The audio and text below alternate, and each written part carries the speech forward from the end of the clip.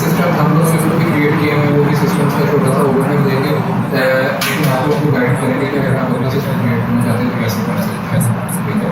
इसके ऊपर पूरा आपको गाइड करेंगे नेक्स्ट। अच्छा, at the end of this session आपको एक छोटा सा गिवअवे देंगे, और गिवअवे यही होगा कि जो सेल्स और रजिस्ट्रेशन बिल्डिंग करती है, और हम लोग उसको सेल्स और रजिस्ट्रेशन का मिनिमल आप लोगों के साथ शेयर करेंगे। अगर आप लोगों का ये सक्सेसफुल रहेगा तो हम आपको उसका भी शेयर करेंगे।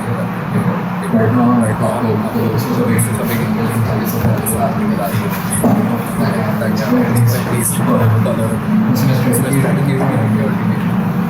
अच्छा, तो हमारे यहाँ पर एक मिथ है कि जब भी किसी कंपनी को हम लोगों ने रीच कर, तो आजकल आप किसी का बिजनेस डेवलपर से बात करेंगे तो पहली बात ये होती है कि आउटरीच के लिए हम लोग वो एक बात करेंगे आपसे कि हम लोगों को डेटा स्ट्रेटजी को डेटा डायरेक्टरी। अच्छा, डेटा स्ट्रेटजी सबसे बेस्ट अप्रोच होती है। डेटा डायरेक्टरी आपकी कस्टमर एक्विजिशन कॉस्ट को कहीं कम जाता है, ऑब्वियसली वो डेटा ज़रूरी है कि सारे इधर ही आपके पास वो डेटा जो है। फॉर एग्जांपल है कि डिस्कशन विद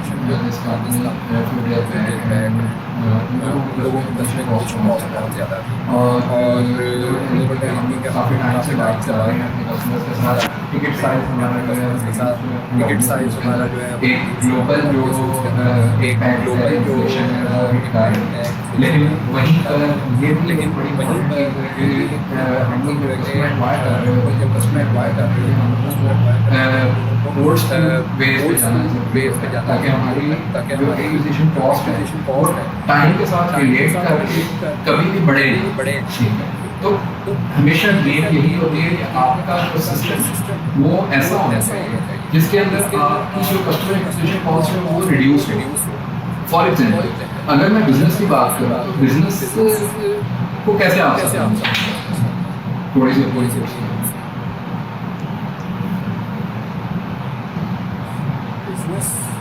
थोड़ा how do you understand a business? Services is hard. Generic. Business बड़ा बहुत ही एक हाई लेवल क्वेश्चन है, इसमें बहुत सारी चीज़ें मिल जाती हैं कि आप किसी भी चीज़ को ऑपरेट किस तरह से करते हो। मेरे ख्याल में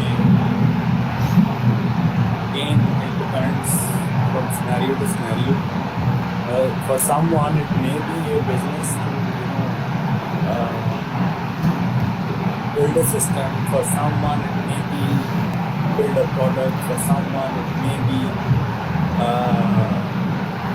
do certain thing in certain scenarios only. Everyone may call himself a business. And what about you? आपकी नहीं मेरे लिए बिजनेस एक ऐसी चीज़ है जिसके अंदर एक ऐसा सिस्टम डेवलप करना जिसमें that can run by itself.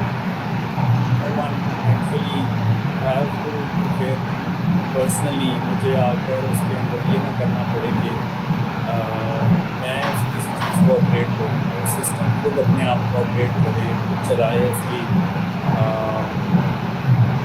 Check and balances हों, उसके पॉइंट्स हों, तो किन नोट्स के ऊपर काम करेगा, हर एक चीज़ की एक इंस्ट्रक्शन मैनुअल होगा कि वेट करनी है, कैसे डेवलप करना है, प्रोटोकॉल्स फॉलो करेंगे और किनको नहीं छोड़ेंगे।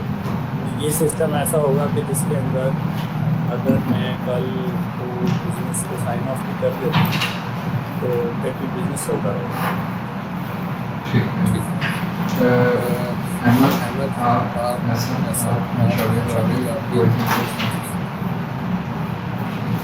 बिजनेस के बारे में मेरा यही ख्याल है कि सबसे पहले तो आप लोगों को प्रॉब्लम आइडेंटिफाई करें, ठीक है, और उसको सॉल्यूशन आप उस सोल्यूशन तक पहुँचने के लिए दरमियान में जो जो चीज़ें आपको रिक्वायर्ड हैं वो आपने स्ट्रेटेजिकली आपने सारे डिवाइस करने हैं, सारा उसको देखना है, डिपार्टमेंट्स बनाने हैं, छोटे प्रोजेक्ट करना है और उसको अपने तरीके के साथ लेकर एग्जीक्यूट करना है ताकि आपके जो गोल्स हैं वो इफेक्टिवली और एफिशिएंटली अचीव कर सकें। So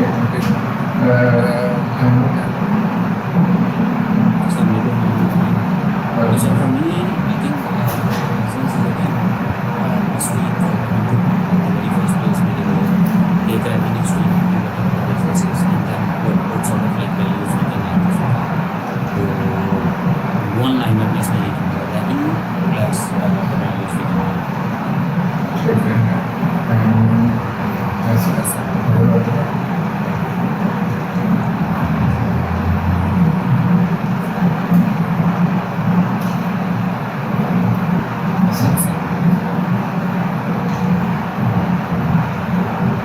That's me the one.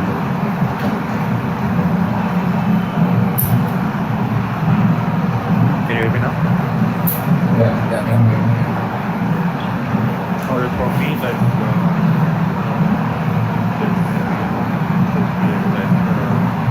you know that how to generate that revenue and develop the opportunities.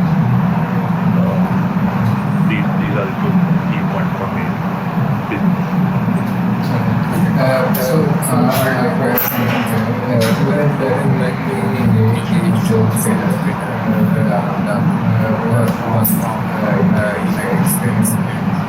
उसमें बड़ी मजेदार सी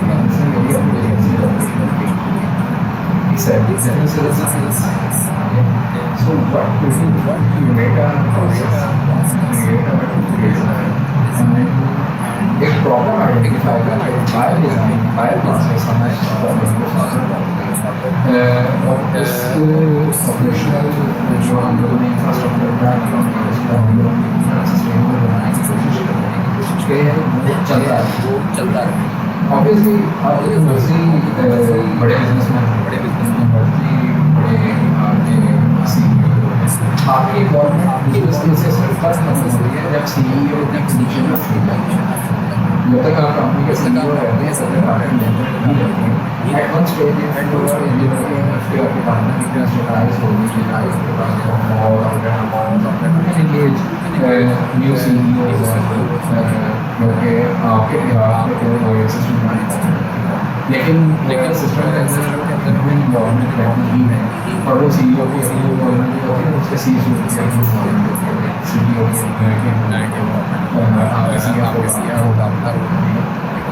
तो दिस इज हम जब टारगेट तो since we are always working with the BPP companies US और हम लोगों ने बहुत ज़्यादा जो काम किया वो आउटसाइड हम लोग डायरेक्टली आपको तो उसके अंदर हम देखते हैं कि हमेशा जो प्रॉब्लम हमको सॉल्व आउट करते हैं हमारी ऑफरिंग होती है वो कभी भी लाइक ओरिएंटेड नहीं होती द सेम थिंग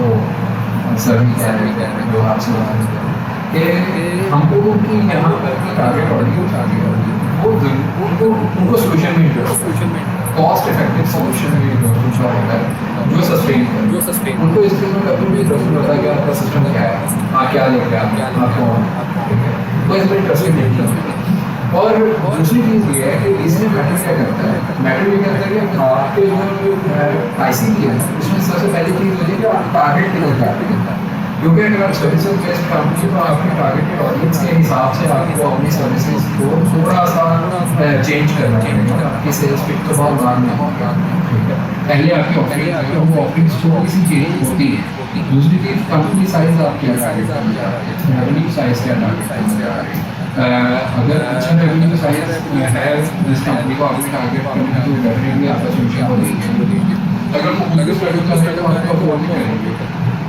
अच्छा इसमें डिसीजन मेकर की भी बात आ जाती है ऑब्वियसली जो छोटी कंपनीज होती हैं मिड टियर कंपनीज होती हैं उनमें डिसीजन मेकर्स भी होते हैं जो टॉप टियर होते हैं मैं उनके रिपोर्ट करूँ, लेकिन जो क्या कहते हैं बड़ी काम जो थोड़ा सा स्केल अप रेवेन्यू अच्छा है, उसके अंदर डिसीजन मेकिंग को हमेशा कोई और बंदा होता है, उसमें कभी भी डिसीजन मेकर उनका सीईओ या सीईओ या उसके बाद ये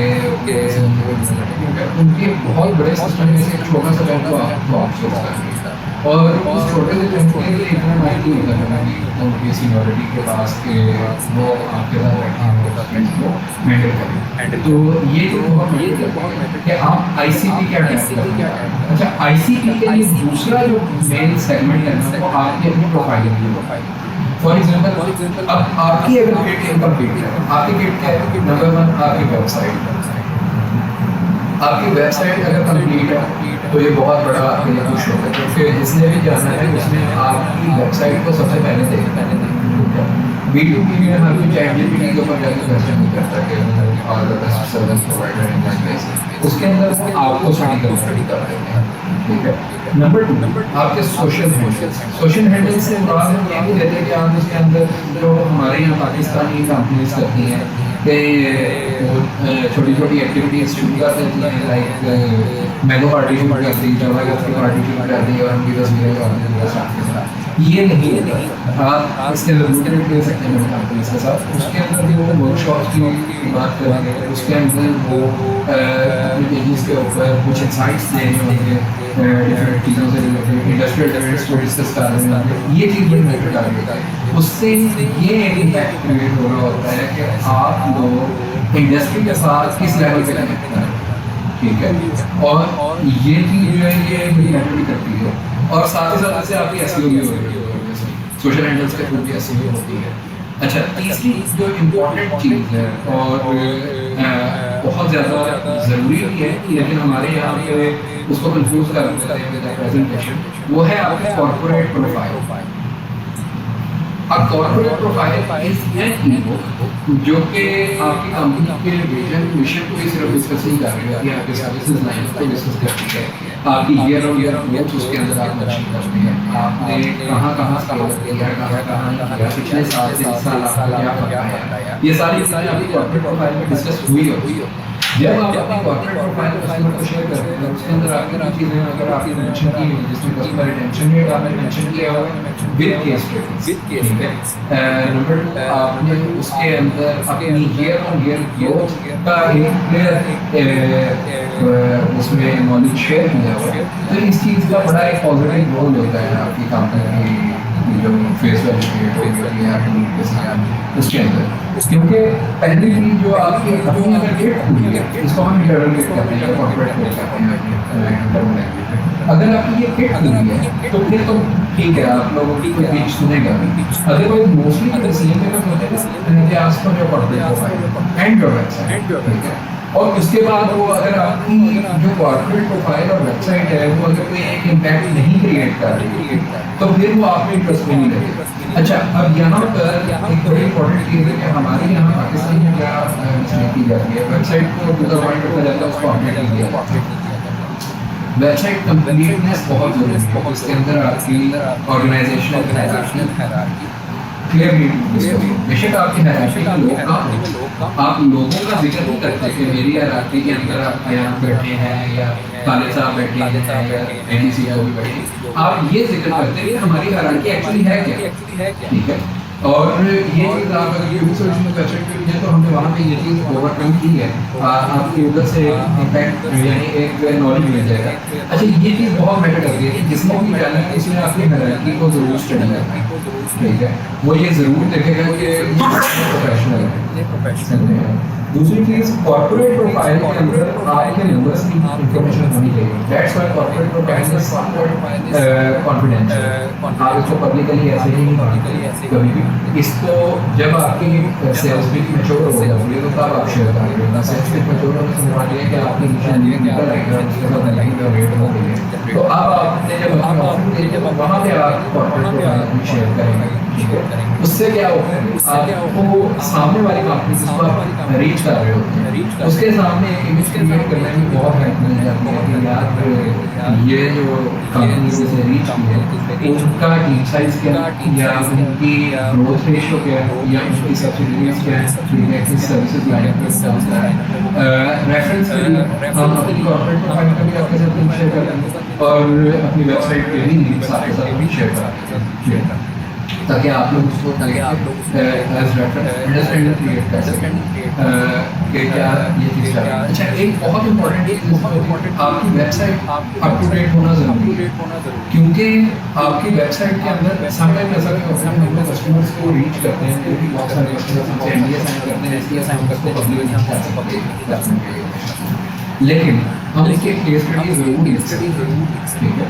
अब केस स्टडी लिखना बहुत ज़रूरी है और केस स्टडी के साथ आपका ये भी एक इम्पॉर्टेंट फैक्टर होता है कि आप उसके लिए कस्टमर का बेसिक रहता है, जिसका बेसिक रहता है आपके हाथ में है कि आपका कस्टमर आपके अलाउ करते हैं, लेकिन उसमें आपके टेकअवेज होने चाहिए, उसमें प्रॉब्लम की स्टेटमेंट मेंशन होनी चाहिए क्लियर कि आपने किस प्रॉब्लम के अगेंस्ट क्या सोल्यूशन प्रोवाइड किया था और क्या उसमें से टेकअवेज थे, और फिर उसके साथ आपको एक हाइपोथेसिस भी शेयर करना पड़ेगा अपनी केस स्टडी में, अपनी वेबसाइट के ऊपर कि हमने ये problem for customer sort out की। फॉर एग्जांपल शायद अगर मुझे कोई प्रॉब्लम कहती है सॉर्ट आउट, तो मैंने अगर इनके लिए कोई प्रॉब्लम सॉर्ट आउट की है या इनके लिए कोई सिस्टम डेवलप किया है, तो उस सिस्टम को जो उस सिस्टम में से टेकअवेज थे मेरे वो चीज़ मैंने मेंशन करनी है, उस सिस्टम से इनके बिजनेस को क्या बेनिफिट्स हुए उसके नंबर्स भी हमें मेंशन करने हैं, और वो नंबर्स हम इनसे डिस्कशन करके जब प्रोजेक्ट क्लोज कर रहे हैं, क्लोजिंग डॉक्यूमेंट कर रहे हैं, तब हम इनसे डिस्कस करके वो एक रेज्यूमे के साथ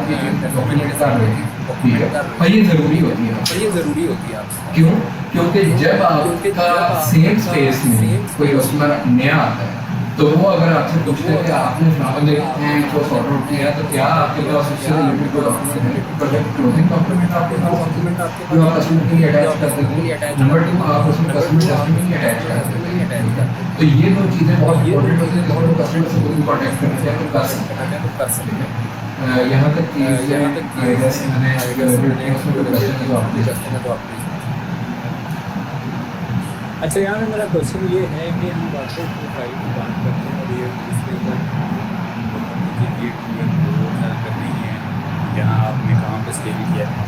लेट्स सपोज कि अगर एक कंपनी B2B चल रही है बहुत अच्छे से, यहाँ अपनी नहीं चल रही है तो इसकी बहुत अभी ग्रोथ नहीं है स्टार्ट हो, वो अपनी कॉर्पोरेट प्रोफाइल के अंदर क्या सकते तो क्या वो अपना ईयर का मेंशन करते हैं अपनी फॉर एग्जांपल 2025 तो उनकी कॉर्पोरेट प्रोफाइल में अभी कोई केस स्टडी नहीं हुई, क्योंकि उसमें उन्होंने क्लियरली मेंशन किया है कि वो 1 साल पुराना है, लेकिन ऑब्वियसली जैसे जैसे वो थोड़ा और वहाँ पे आपको उसका बेनिफिट भी नहीं मिलता, क्योंकि आप नई कंपनी आप जिसके पास में जाएंगे आप किसी न किसी चीज़ को कम्प्रोमाइज़ करेंगे या प्राइस पे कम्प्रोमाइज़ करेंगे या फिर कस्टमर ही आप छोटा जिसको इस चीज़ के अंदर इंटरेस्ट है। अगर आप हम यहाँ बात करें टिकट साइज कैसे बढ़ा, टिकट साइज बड़ा होने के लिए ज़रूरी है बड़ी कंपनी के लिए तो पहले ही दिन जाके अटैक कर सकते हैं, क्योंकि हमारे पास वो वाली एक्सपर्टीज भी नहीं होती, हॉली प्लेस भी नहीं होती है। लेकिन जब आपने फर्स्ट ईयर में एस्टैब्लिश किया है और आपको एस्टैब्लिश से 6 मंथ्स हो गए तो definitely you are maintaining some format नहीं है। आप जो रिसर्च कर रहे हैं, जो आप अपने ऑपरेशंस कर रहे हैं और उनके थ्रू आपके पास जो रिजल्ट्स ड्राइव तो आप अपने नॉलेज के साथ कहीं ना कहीं रखेंगे, तो वहाँ पर आपको बीच का नहीं हैंडल करना पड़ेगा, ठीक है। लेकिन कॉर्पोरेट प्रोफाइल कंसिस्टेंटली चल रही होती है, यानी एक कॉर्पोरेट प्रोफाइल आपकी अगर 2025 में बनी तो 26 में नहीं आएगी, 27 में उससे अगला वहाँ पे आपकी ईयर ऑन ईयर ग्रोथ की अपने हो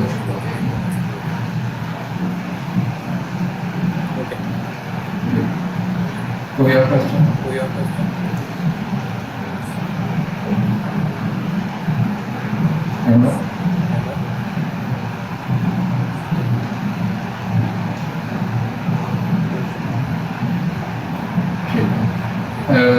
ये कॉर्पोरेट प्रोफाइल का और वेबसाइट का लिंक हम आप लोगों के साथ शेयर कर देते हैं, वेबसाइट का कॉर्पोरेट प्रोफाइल का और वेबसाइट से और उसके कॉर्पोरेट प्रोफाइल की वीडियो आप डाउनलोड करके खरीदने लगे और साथ ही साथ आप काम करेंगे वेबसाइट पे ऑर्गेनाइजेशन है उसका लिंक आप चेक करें। वेबसाइट पे जो अच्छा हम अब इससे आगे चलते हैं। अच्छा अब यहाँ से आगे हम लोगों के पास हम इससे आगे चलते हैं। इम्पोर्टेंट आ गई हैं। अच्छा अब यहाँ से आगे हम लोगों के पास 2-3 चीज़ें और बहुत इम्पोर्टेंट आ तो नीचे आते हैं। गई। नीचे करने के बाद आपको प्रेजेंटेशन का थोड़ी सी informal है उनके बिल्कुल अनप्लान ये थोड़ा सा इसको इजी है।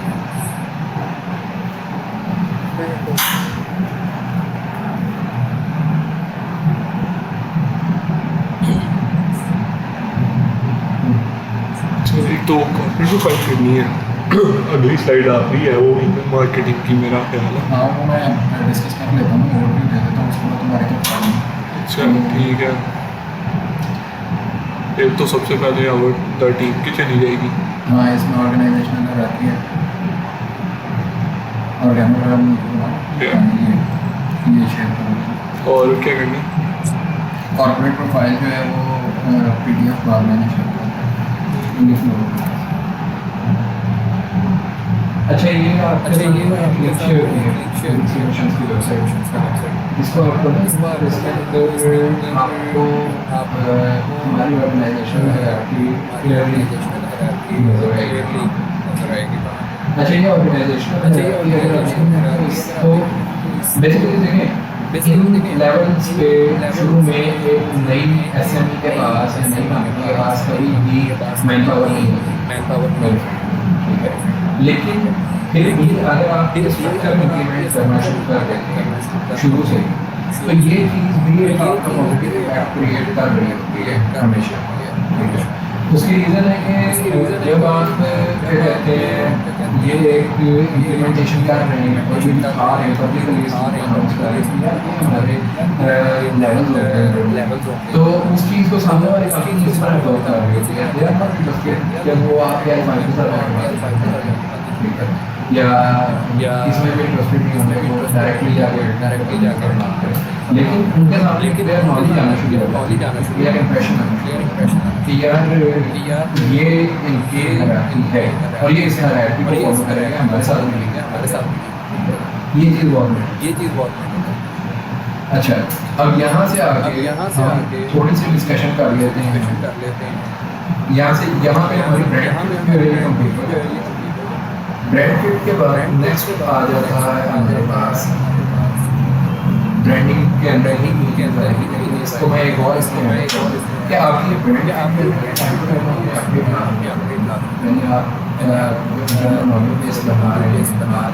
आपके पास बहुत सारी वर्कशॉप वो सारी चीज़ें आप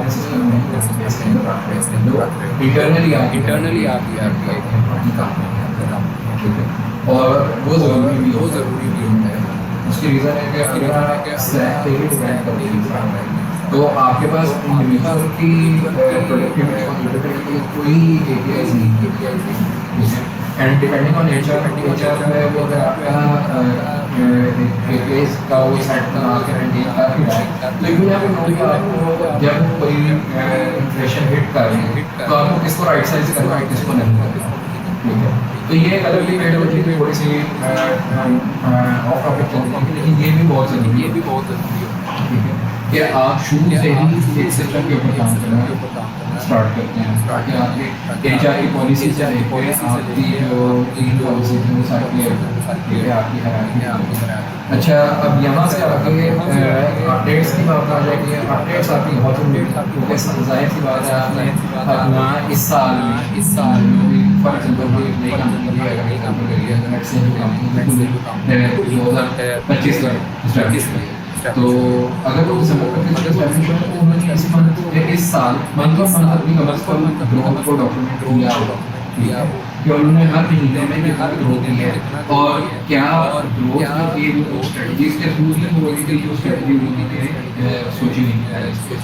अगर वो स्ट्रेटजीज के थ्रू नहीं तो इसका मतलब ये है कि no authentic system that exists in the ठीक है, यानी आपका सिस्टम इतना ऑथेंटिक नहीं है। तो ये ग्रोथ आपकी मॉनिटरिंग में हो, नेक्स्ट ईयर में आपके पास एडिशनल कंपैरिजन आ जाता है। कंपैरिजन क्या होता है कि आप अपने जनवरी को जनवरी के साथ कंपेयर कर रहे होते हैं, आपके पास वो ट्रेंड आइडेंटिफाई कर रहे हैं मिल जाएगा। फॉर एग्जांपल हम अब अपनी कंपनी के एग्जांपल है क्योंकि सॉल्यूशंस की, तो हम मंथली ट्रेंड्स आइडेंटिफाई कर रहे हैं और हमारे पास कोई पिछले 3 सालों का डेटा होता है हमारा, तो उसकी बेस पे हम आइडेंटिफाई कर रहे होते हैं कि हम लोगों ने किन मंथ्स के अंदर कौन सी सर्विस के ऊपर ज़्यादा रेवेन्यू जनरेट किया था, किन रीजन्स के अंदर। उससे हमें क्या है कि हम लोग फिर अपनी business development campaign accordingly plan ठीक है, उसमें आपको ROI लेकिन उसके लिए ज़रूरी है कि ब्लाइंडली आप आपके पास कैंपेन करने से पहले एक क्लियर नॉलेज होनी चाहिए। अगर आप स्पेस आपकी कंपनी भी फ्रेश से एस्टैब्लिश हो है तो ठीक है ना, आप जनवरी को डॉक्यूमेंट करेंगे, फरवरी को करेंगे, मार्च को करेंगे, अप्रैल को करेंगे, अप्रैल को उस डॉक्यूमेंटेशन की बेस पे आप अपने पिछले महीने से अपना कंपैरिजन लेकिन जब आप नेक्स्ट ईयर पे जाएं तो आप अपने जनवरी के साथ कंपैरिजन करें, फेब का फेब के साथ कंपैरिजन करें, मार्च का मार्च के साथ, और इस चीज से बिजनेस डेवलपमेंट टीम को भी बहुत स्ट्रॉन्ग पुश मिलता है क्योंकि उनको पता होता है कि यार किस मंथ में लीड्स ज्यादा होती है, ठीक है। फॉर एग्जांपल यहाँ पर एहसन साहब हमारे साथ बिजनेस में तो वो डेफिनेटली मॉनिटर कर रहे हैं, ठीक है। इस चीज से क्या फायदा होता है, इस चीज से आपको फायदा ये होता है कि आपके पास एक क्लियर हाइपोथेसिस। अगर हम अपनी बात अगर हम हमें एग्जैक्टली पता होता है कि लास्ट क्वार्टर के अंदर सेल्स नहीं है, लास्ट क्वार्टर में हमने जो भी लीड जनरेट करनी है वो हमें इस सोच के तहत करनी है कि हमारा जनवरी आ गया है, तो ये चीज़ बहुत मैटर कर रही है। तो ये डॉक्यूमेंटेशन आपके नॉलेज बेस के अंदर होनी चाहिए और ये नॉलेज बेस मेंटेन करना बहुत ज़रूरी होता है। फॉर एग्जांपल अगर आप कोई रिटर्न लेके आ रहे हैं अपनी टीम के अंदर 10 पेज और तो आप उसको खुद ना ट्रेन करना चाहिए, आप उसको अपनी नॉलेज बेस जो आपने डॉक्यूमेंट किया वो शेयर करिए कि यार ये इसको पढ़ो, इसको समझो, इसको इम्प्लीमेंट करो और उसकी इम्प्लीमेंटेशन की वजह से जो आपने इसकी रेटिंग क्राइटेरिया डिफाइन की है उन रेटिंग्स को आप लेके चल रहे हो, उससे आपको एग्जैक्टली पता लगना शुरू हो जाता है। डैशबोर्ड भी मैं आपको साथ बात नहीं कर सकता फॉर नॉलेज जिसको हम लोगों ने फिर आगे सिस्टम में कन्वर्ट करना हो, तो उससे भी आपको एक हेल्प मिल जाएगी कि किस बेसिस के ऊपर आप अपने रेटिंग और उसमें इंडिविजुअली रेटिंग होगी, आपके डेवलपर की भी रेटिंग होगी, आपके HR की भी रेटिंग होगी, फाइनेंस वालों की भी होगी और साथ ही साथ उसमें आगे डेवलपर्स की रेटिंग होगी, तो कंप्लीट रेटिंग आपके पास डॉक्यूमेंट अवेलेबल हो जाती है। अच्छा, अब यहाँ से आगे हमारे पास आ जाती है कि ICP आपने कैसे डिफाइन क्योंकि ICP को काफ़ी हद तक डिफाइन करना है कि आप वेडिंग ऑन सर्विस आप लोग अपना कस्टमर हाइपोथेसिस जनरेट कर लेते हैं कि हमारा जो आइडियल कस्टमर है वो इस साइज का होगा, इस रेवेन्यू का होगा और रेवेन्यू भी आपका जो कस्टमर है ऑब्वियसली इसमें टारगेटिंग करेंगे तो आप ये देखेंगे तो आप ये ईयरली इनकम देखेंगे, ठीक है। ये आपके पास एक क्लियर हाइपोथेसिस होना चाहिए और ये इन्फॉर्मेशन मिल जाती है सर्च करेंगे तो उसका हाइपोथेटिकल नॉलेज होता ही कहीं ना कहीं से हम आपको इसकी डिटेल शेयर करेंगे। अच्छा, इसमें एक और चीज़ बहुत इम्पोर्टेंट है कि आपका जो क्या कहते हैं ICP है वो और आपका सर्विसेज लाइन इसको डिफाइन करने के लिए आपको कुछ स्ट्रेटजीज भी इम्प्लीमेंट करनी पड़ेगी। फॉर एग्जांपल मैं अगर इसमें एग्जांपल लेट्स से हम सर्विस की बात करें तो many of us serve as MVP developer, हम लोग MVP डेवलपमेंट में काफ़ी ज़्यादा काम करते रहे हैं पास्ट, तो हम लोगों ने कुछ सर्विस प्रोडक्ट से एक रीजन के अंदर इनिशिएट करना तो हम लोगों ने क्या उसमें अपनी स्ट्रेटजी इम्प्लीमेंट की होगी कि हम किस बेसिस के ऊपर जाना सर्विसेज को लॉन्च करवाएंगे।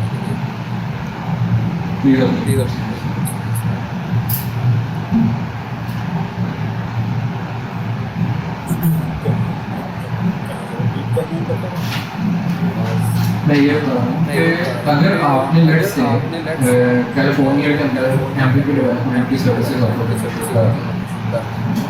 एग्जाम्पल बताओ और आपने ये सर्विस की इस बेसिस पे डिसाइड किया कि इस तरह है ये कर सकते हैं तो इन्होंने अगर साउथ रीजन में टैप करना होगा सर्विसेज किस बेसिस पे एक्सपीरियंस से बेस अच्छा ऑब्वियसली बात है एक्सपीरियंस के बेस पे अगर लेट सपोज मैं कोई चीज़ करता हूँ या मुझे जिस चीज़ का एक्सपीरियंस है उसी बेस पे मैं पिच कर सकता हूँ। अगर मैं सैप का काम नहीं करता तो I can not pitch on SAP. ठीक है अच्छा अहमद हाँ जी, ये basically experience plus market needs पे भी आ जाती चीज़ like you have to assess the market needs किधर है बट अगेन उसमें एक फॉलोअप क्वेश्चन ये भी आ सकता है कि like you can not cover everything, you can not be like jack of all trades. Market needs तो लाइक हर मल्टी डायमेंशनल है, काफ़ी चीज़ें आ जाती हैं उसमें, बट आप उन मार्केट नीड्स में से देखते हो कि व्हाट एक्चुअली सूट्स यू या आपका किस तरफ एक्सपीरियंस है या अचीवेबल क्या है लाइक यू कैन डू, तो उसके अकॉर्डिंगली फिर यू गो एंड उसमें मज़ीद डीप डाइव करते हो। बट हमें अच्छा ये कैसे आइडेंटिफाई कर रहे हो कि आपने क्या कहते हैं किसी सर्विस को लेके जाना उसमें आपके पास एक्सपीरियंस है या करियर है या नॉलेज है और आप उसमें अच्छी खासी एफर्ट भी डाल रहे हैं, तो नॉर्मल टर्म सस्टेनेबिलिटी के लिए कोई तो ऐसा चीज़ होगी ना जिसमें आप ये डिसीजन लेंगे या टाइम एक्सपीरियंस हो। एब्सोल्युटली राइट, बिल्कुल ऐसे ही है। आप उसमें उसका लॉन्ग टर्म में एक उसका देखोगे कि आप इसकी क्या एज हो सकती है इस पर्टिकुलर चीज़ की। टेक में it's always hard thing to really evaluate के लाइक इसकी लास्टिंग डेट क्या होगी, बट अगेन आप अपने एंड पे इसको लास्ट में देखते हो कि मैक्सिमाइज दैट या उसकी मैक्सिमम कोशिश करते कि हम उसमें क्या देख सकते हैं लाइक इन टर्म्स ऑफ से किसी एक पर्टिकुलर नीश वो डेवलपमेंट ही ले लेते हैं कि like how long it will go और इसकी वो again USS based on market demand supply और उसकी बेसिकली असेस करके और वो डिफरेंट प्लेटफॉर्म्स कह लें या वो अब हर किसी का अपना एक प्रोसेस आ जाता है। That can be manual, that can be like any portal wise आ जाता है, प्लेटफॉर्म वाइज आ जाता है, तो जिधर से आप गेज करो कि मार्केट सप्लाई क्या है या मार्केट डिमांड बेसिकली क्या है और उसके अगेंस्ट उसकी सप्लाई किस तरह से है, ठीक है। तो that all depends on that. Otherwise there is not really a hard and fast parameter या क्राइटेरिया कि जिससे आप उसकी एज को आइडेंटिफाई कर सको। हाँ, to some extent you can, but not really exactly. अच्छा इसमें बेशक आप लेना चाहें तो नेक्स्ट लेंस इसमें कुछ चीज़ें ज़रूरी होती हैं जो आपको फॉलो कर लेंगे।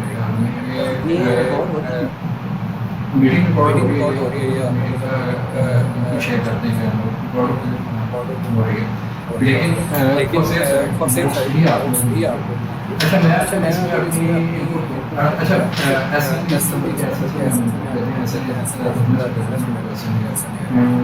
I believe you mentioned he is head of right?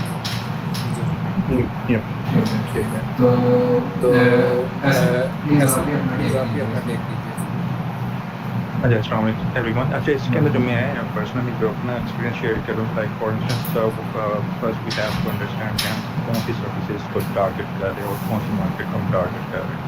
सो तो मैं ये करूँगा कि for instance if we are looking in the US market तो आई शुड पहले तो पहली चीज़ ये है कि मुझे यूएसए की तमाम स्टेट्स के बारे में, उसकी कल्चर के बारे में, उसकी जो भी मार्केट रिक्वायरमेंट है उसके बारे में मुझे पता होना चाहिए that what kind of what stack और टेक्नोलॉजी है वो किस स्टेट के अंदर उसकी क्या रिक्वायरमेंट और डिमांड है, so that I can target those states easily. No,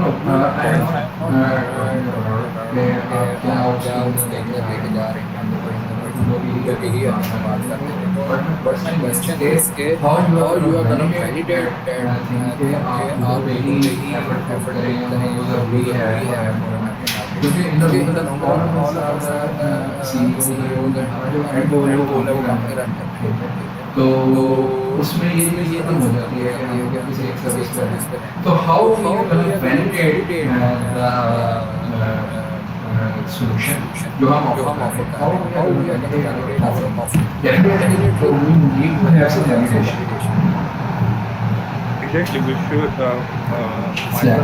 definitely second option we होनी चाहिए पर अब क्योंकि मैंने to be honestly like the e-commerce side में has a lot of money की और बड़ा लेकर तो मैं जनरल मोड पे बात करूँ तो मेरे पास इसमें कोई ऑप्शन भी आती है तो एक तो whenever we are discussing with different clients तो हमारे पास एक total research भी होनी चाहिए on the alternative technology because if we have one specific technology जिस पर हमारे experience अपने आप को show कि the one that either skills we have or we have it good enough in this particular domain but हमारे पास at least एक you should have a very good story for the alternative thing as the practice जब client आपके साथ बात कर रहा हो he should know that you guys can do something like वो आपकी करंट स्किल्स के साथ और जो सी आप स्विच करने लगे उसके साथ वो बहुत इंटरेस्ट भी होता है बिकॉज मैन द क्लाइंट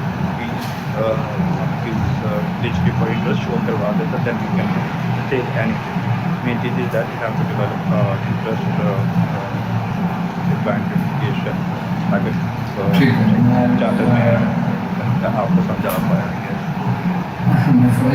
अच्छा मैं थोड़ा सा इसके अंदर अपना अच्छा कुछ चीज़ें आपके लिए सही आप लोग अगर इम्प्लीमेंट करना चाहते हैं तो कीजिए एंड इसके लिए फॉर्मूला आपका अपनी मर्जी का ज़रूरी नहीं होता कि आप कोई डिफाइन कंक्रीट फॉर्मूला को देना ठीक है तो सबसे पहले इसमें एक टर्म यूज होती है CAGR CAGR compound annual growth ratio.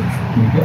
When we are going to offer something into the market, so it is very important to, apart from understanding the market, you need to understand how much you are going to have a growth ratio.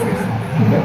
आपके पास 3 या 5 साल के लिए एक growth ratio का मतलब होना चाहिए आपको ये बताओ कि आप क्या ग्रो करेंगे फॉर एग्जाम्पल अगर आप इनपुट उस पर अपनी दे रहे हैं अपना टाइम दे रहे हैं इन्वेस्टमेंट दे रहे हैं अपनी टीम को अलाइन कर रहे हैं तो आपके पास ये नंबर होना चाहिए ठीक है यू कैन फॉर्मुलेट यूजली है ठीक है अच्छा दूसरे नंबर पे आपके लिए बहुत ज़रूरी है कि आप जिस मार्केट को टैप कर रहे हैं देखिए बहुत सारे रिसर्च पेपर्स अवेलेबल ठीक है और वो रिसर्च पढ़ने के लिए नहीं अवेलेबल आप उन रिसर्च पेपर्स को पढ़ें उसमें आपको ये एज मिलता है आप मार्केट वेलोसिटी को आइडेंटिफाई कर सकते हैं ठीक है कि आपकी जो ऑफरिंग है उसको लेके आपकी मार्केट वेलोसिटी क्या है ठीक है अगले 3 साल में या 5 साल में ठीक है अब्दुल बासित तो मैं उनको भी शेयर कर देता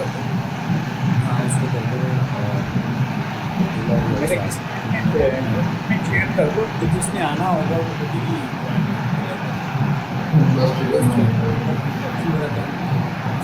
ठीक है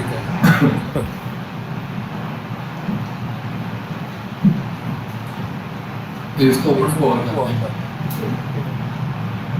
अच्छा ये हम लोगों ने इस चीज़ को बहुत कंट्रोल किया है कंट्रोल में क्योंकि हम लोग अपना सर्विस में जब किसी नई स्टेट में क्या अपनी जगह कोई भी तो उसके अंदर में जाते हैं वहाँ पर हम लोग देख रहे होते हैं कि हम ऑफर क्या है तो क्योंकि हमारे नंबर बहुत मैटर करेंगे कंपनी रन करने और नंबर्स के लिए ज़रूरी है कि आपके उनके पास एटलीस्ट उसकी एक डॉक्यूमेंटेड कोई चीज़ हो जिसकी बेस पे आप डिसीजन मेकिंग करें ऐसे ही क्लाइंट डिसीजन मेकिंग पे नहीं चलता फॉर एग्जाम्पल जैसे आपने बोला कि हमारे पास जो पास्ट एक्सपीरियंस है या हम जो सर्विसेज देते हैं उनको कितना डीपली अंडरस्टैंड करते हैं उसी की when I started back in 2008 I was a developer and back in 2011 I started solutions officially तो मैं अभी डेवलपमेंट का नहीं काम कर रहा था ठीक है तो जब बिजनेस डेवलपमेंट स्पेस में बात करता था क्योंकि एक टाइम आता है जब कंपनी ग्रो करना रुक जाती है और यहाँ पर हम ग्रोथ की बात कर रहे हैं सारे तो एक ऐसा टाइम आना जब आपकी कंपनी ग्रो नहीं कर सकती या अगर आपके पास एक मार्जिन नहीं होता कि आप मार्केट हैंड्स के ऊपर उसको स्केल अप कर सकते तो वहाँ पर क्या होता है कि वहाँ पर आके आप एक डेडलॉक की कंडीशन में फंस जाते हैं और उस डेडलॉक की वजह से फिर आप फर्दर एस्केलेट नहीं कर सकते चीज़ों को ठीक है, तो उस वक्त ज़रूरी होता है कि आपके पास डॉक्यूमेंटेड चीज़ें ज़रूरी हो, डॉक्यूमेंटेशन लाजमी हो, जिसकी बेस पे आप डिसीजन मेकिंग ले सकेंगे। Whether you have to go with this specific service या फिर आप लॉक करके अपनी कंपनी बंद करके चले जाएं। ठीक है, ज़रूरी नहीं होता कि एक ही चीज़ का ट्रेंड चलता रहता है। ठीक है, इवन आपको आगे और भी चीज़ें मैं आपके साथ जब डिस्कस करूँगा तो उसमें आपको आइडिया होगा। तो एक तो ये इसमें कंपाउंड है रेशो बहुत ज़रूरी है। आपके पास एटलीस्ट 3 to 5 ईयर्स का मार्जिन होना चाहिए। 3 ईयर्स का कंपैरिजन होना चाहिए, 5 ईयर्स का होना चाहिए, ताकि आप अगर कोई सर्विस लॉन्च करना चाह रहे हैं तो आपके पास एटलीस्ट एक लॉन्गर टर्म उसके लिए प्लान हो। ठीक है, दूसरे नंबर पे मार्केट वेलोसिटी को आपने आइडेंटिफाई करना होता है कि मार्केट वेलोसिटी क्या चाहती है, और इसके लिए रिसर्च एरियाज पब्लिकली तो अवेलेबल होते हैं, कुछ पेड रिसर्च पेपर्स भी अवेलेबल होते हैं। अगर आप कहेंगे तो आपके साथ में शेयर भी कर चीज़ें। अच्छा, उसके बाद वॉल्यूम डायनेमिक्स को भी आपने आइडेंटिफाई करना होता है। वॉल्यूम डायनेमिक्स को क्यों आइडेंटिफाई करना होता है? क्योंकि आपने जो चीज़ मार्केट में लेके जानी है, ठीक है, उसके क्लियर आपके पास डायनेमिक्स होने चाहिए। ठीक है, फिर उसके बाद आ जाता है value chain and margin linkage architecture. ठीक है, ML। अच्छा, ये आपने लाजमी इसको बेशक स्टडी कर लीजिएगा, इसकी बहुत ज़्यादा इन्फॉर्मेशन अवेलेबल है ऑनलाइन में। ठीक है, ये आपके लिए क्यों जरूरी है? आप AI सारे यूज़ करते हैं, AI के थ्रू भी आप इन चीज़ों को इम्प्लीमेंट कर सकते हैं। ठीक है, अपने पास, और ये सारी रिपोर्टिंग आप AI की बेस पे भी कर सकते हैं। ये क्यों आपको हेल्प करेगी? ये आपको एक ऐसा आर्किटेक्चर बनाने में हेल्प करेगी कि जिस आर्किटेक्चर के बेस पे आपको एग्जैक्टली पता होगा कि वो जल्दी रेप्लिकेट नहीं हो सकता। ठीक है, और वो रेप्लिकेट नहीं हो सकता, वही एक आपका सबसे बड़ा मार्जिन होता है, सबसे बड़ा एज होता है कि आप लॉन्गर टर्म पे सस्टेन कर लेते हैं। ठीक है, अच्छा, उसके बाद आपके यूनिट इकोनॉमिक्स आपको बहुत क्लियर होना चाहिए, क्योंकि ज़ाहिर सी बात है जब आप मार्केट के अंदर अपनी प्राइसिंग करना चाहते हैं या प्राइसिंग करना शुरू करते हैं तो यूनिट इकोनॉमिक्स जो है वो आपको एक फ्लोर प्राइस का एज दे देते हैं कि आप कितना नीचे जा सकते हैं प्राइस को करके। उसके बाद आ जाता है कस्टमर एक्विजिशन डायनेमिक्स। आपने कस्टमर एक्वायर करना है तो हमारे यहाँ पर ईमेल मार्केटिंग का फॉर्मूला ज़्यादा होता है, कोल्ड कॉलिंग का फॉर्मूला सबको पता है। ठीक है, लेकिन हमारे पास स्क्रिप्ट वैलिडेशन तक नहीं होता। ठीक है, तो आपके पास क्लियर नॉलेज होनी चाहिए कि आप जब कस्टमर के पास जाएंगे तो उसको सिर्फ ये तो कहानियाँ सुनेंगे कि ये केस की चीज़ें आती है, स्पेसिफिक इंडस्ट्री में पहले ये ट्राई किया है। आप उसको उसकी इंडस्ट्री की नॉलेज देंगे, जिसकी बेसिस पे आपको अंडरस्टैंड करेगा कि नहीं यार ये कंपनी जो है मैंने पहले कहा कि बस पूरी आ रही है, बस पूरी मार्केट में आ रही है। ठीक है, और एक और बहुत इंपॉर्टेंट चीज़, आपके पास फ्रिक्शन होने की ज़रूरी है। फ्रिक्शन के नॉलेज नंबर 1, आपकी गो टू मार्केट फ्रिक्शन आपके पास पहले से डॉक्यूमेंटेड हो कि अगर आप एक सिस्टम एस्टैब्लिश कर रहे हैं, एक सर्विस लाइनअप को ऑफर करने के लिए किसी स्पेसिफिक रीजन के लिए, तो आपको क्या फ्रिक्शन का फेस करनी पड़ सकती है। एक तो ये चीज़ आपके पास पहले से आइडेंटिफाइड हो और उसका कोई सोल्यूशन होना चाहिए, या फिर एटलीस्ट उसकी आपने ये इंटेंसिटी ज़रूर मॉनिटर करनी है कि वो बहुत सीवियर फ्रिक्शन बन सकती है या बस एक बेसिक लेवल पे। साथ ही साथ आपको माइक्रो और मैक्रो फ्रिक्शंस को भी आइडेंटिफाई करना होगा। ठीक है, माइक्रो और मैक्रो फ्रिक्शंस जो है ये आपको क्लियरली आपकी नॉलेज बेस को इतना एनरिच कर देते हैं कि आपकी जो नॉलेज बेस है वो इतनी स्ट्रॉन्ग रहती है कि ठीक है, आपने अगर कोई चीज़ लॉन्च की आपको पहले पता होगा कि इसमें क्या प्रॉब्लम आ सकती है। अच्छा, same strategies are good fit for the product as well. For example, अगर मैं यहाँ पे एक प्रोडक्ट की एग्जांपल दें तो हम लोग अगर लेट्स से ओनली बॉक्स की एग्जांपल देते हैं तो हमारी अपनी प्रोडक्ट तो हमें एग्जैक्टली पता होता है कि कस्टमर की प्रॉब्लम क्या है, मार्केट साइज क्या है, इस मार्केट साइज पे आइडियली हम कितना मार्केट को कैप्चर कर सकते हैं, कितने को नहीं भी कर सकते। ठीक है, एंड चलो शायद अगर आपने लिखा है कि 5 कंटिन्यू करना। अच्छा, यहाँ पर आपके पास ये सारी नॉलेज होनी जरूरी है और ऐसे ही आपके लिए बहुत हेल्पफुल होगी, क्योंकि जाहिर सी बात है एक स्पेसिफिक सेट ऑफ सर्विस को लेकर आपको अपना जो मॉडल है उसके अंदर भी चेंजेस करने की ज़रूरी होगी। आपको जो आपकी पिच है उसको भी पहले मॉडरेट करने का जरूरी होता है, उसमें क्या नया आ रहा है स्पेसिफिक सर्विस सेगमेंट के अंदर, वो चीज़ आपके पास जरूरी है। और उसके साथ आपके पास ये पार्ट की डॉक्यूमेंटेशन भी बहुत जरूरी है, ठीक है। अच्छा, साथ ही साथ बड़ी इंपॉर्टेंट टर्म है किल स्विच। किल स्विच का आपको क्या फायदा होता है कि नेट से आप ई कॉमर्स की सर्विस ऑफर करना शुरू कर देते हैं, शॉपिफाई की ठीक है। तो हमें ये पहले से ही आइडेंटिफाई करना पड़ता है कि इन इंडिकेटर्स की बेस पे हम इसको बंद कर सकते हैं, ठीक है। ये हमारे पास पहले से डॉक्यूमेंटेड होनी चाहिए, क्योंकि देखिए जो फ्रेमवर्क आप पहले रेडी कर रहे हैं वो टाइम टू टाइम आपके प्रोग्रेस को तो मॉनिटर कर रहा होता है, वो मार्केट के भी रिलेशन को डॉक्यूमेंट कर रहा होता है, ठीक है। उसकी बेस पे आपको एग्जैक्टली पता होता है कि at what point you have to press that kill switch, कि आपने किस टाइम पे जाके अपनी वो स्पेसिफिक जो ऑफरिंग है उसको डिसकंटिन्यू कर देना है फॉर दैट स्पेसिफिक रीजन, ठीक है।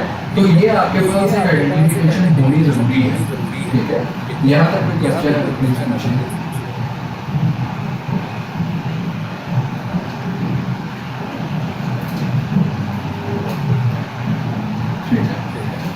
अच्छा, अब यहाँ ये टर्म्स आप लोग नोट कर लीजिए, ये आप लोगों का काम है, ठीक है। और इसके बाद हम लोग कुछ प्रैक्टिकल स्टार्ट की तरफ भी क्योंकि थियोरेटिकल काफ़ी सारी चीज़ें आपके साथ डिस्कस करें। अच्छा, ये जो मैंने जितनी आपको मैंने इन्फॉर्मेशन दी है, इन सब के डैशबोर्ड्स हमारे पास बने हुए हैं, लेकिन वो उनके बिग टाइम होने का भी मतलब कर दिया, तो वो शायद आपके मुश्किल हो, लेकिन we can specially I can आप लोग इसके लिए अपने डैशबोर्ड्स लाजमी डेवलप करें एक्सेल के अंदर। ज़रूरी नहीं कि आप पहले दिन ही कोडिंग डैशबोर्ड करें, आपके पास एक्सेल के अंदर डैशबोर्ड पूरा इसका रेडी हो जाएगा, जो आपकी ऑफर का एनालिसिस प्लस आपके एम्प्लॉइज़ की रेटिंग का क्राइटेरिया है, इस सारी चीज़ को डॉक्यूमेंट करने में आपको हेल्प आउट करें, तो ये आप लोग को एक बड़ा स्ट्रॉन्ग पुश मिल सकता है। अब हम थोड़ा प्रैक्टिकल स्टार्ट करें। इसमें सबसे पहले आप लोगों को डेटा स्टडी कुछ प्रैक्टिकलिटी दिखाई जाएगी, कैसे उसको सेट किया जाता है, हम लोग कैसे उसको कर रहे हैं, ये चीज़ आप लोग उसके लिए इंटर्न्स भी हायर कर सकते हैं, आपका प्रोसेस पूरा दिखा सकते हैं। इसमें एक तो ये आपके पास फायदा हो जाएगा कि आपके पास डेटा कंटिन्यूस ट्रैक होना जरूरी है, ठीक है। आप कंटिन्यूस डेटा स्क्रैप करते हैं, कंटिन्यूस पे आप यूज करते हैं और इस डेटा को अपने डेटा बैंक के अंदर नहीं करते हैं, ठीक है। नंबर 2, इसके अंदर मैं आपको डेटा एनरिचमेंट के बारे में कुछ शेयर करें। नंबर 3, यहाँ आपको ईमेल मार्केटिंग की नॉलेज शेयर करेंगे। अच्छा, हमारे यहाँ पे पाकिस्तान में अक्सर हम लोगों ने देखा है कि ईमेल मार्केटिंग करते हैं तो उसका कोई आइडेंटिफाई कर रहे होते हैं, आप उससे क्वेश्चन कर रहे होते हैं, माइंडली ईमेल फ्लो करते हो कि डेटा के कितना डाटा है और उसके बारे में आपको स्क्रिप्ट वैलिडेशन का भी थोड़ा सा इसमें डिस्कस करेंगे। अच्छा, उसके बाद आपके पास जो लास्ट चीज़ है डिस्कस करेंगे, बल्कि मैं ही डिस्कस करूँगा, वो है कोल्ड कॉल, ठीक है। क्योंकि whenever there is a need, तो उसके लिए ज़रूरी होता है कि मैंडेटरी होता है कि आप कोल्ड कॉल करें, और कोल्ड कॉलिंग के लिए ज़रूरी है कि आपके पास कोल्ड कॉलिंग का स्क्रिप्ट भी वैलिडेटेड है, ठीक है।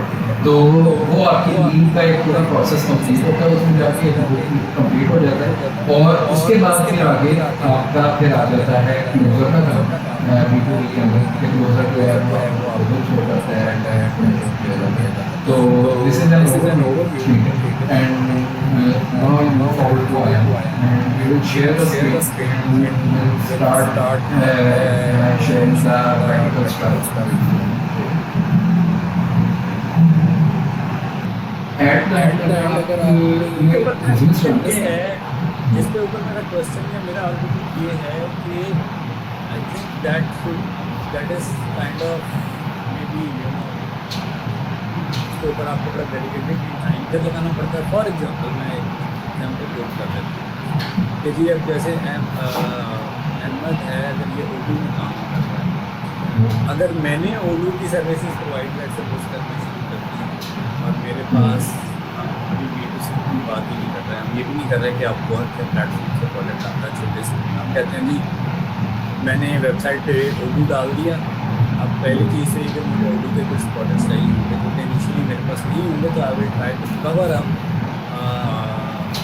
रैंडम सा पोर्टफोलियो उठा के या कुछ भी ऐसा करके तो कवर अप करने की कोशिश करूँ।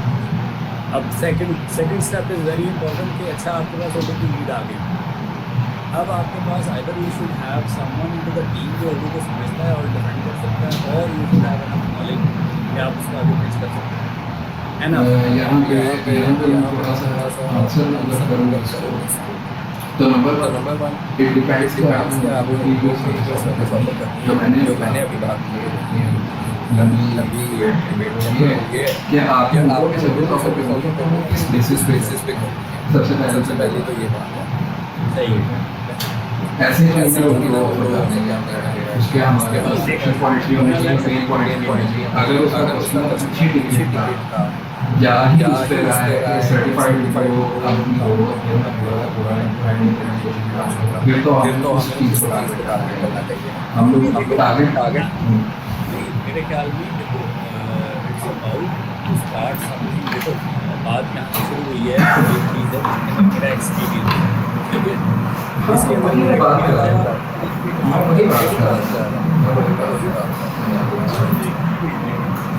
उसके अंदर लगता है कि मैं सर्टिफिकेशन के ऊपर भी जाऊँगा। अभी मैं बात कर रहा हूँ कि अगर लेट सपोज आज के दिन पर बैठ के मैं अपना ICT आइडेंटिफाई करना चाहता हूँ, तो मैं देख रहा हूँ कि अच्छा आज की मीटिंग के बाद अगर मैं बैठता हूँ और कहता हूँ चलो ये रिंका वर्मा मैं ICT आइडेंटिफाई करूँ, तो क्या निकलेगा?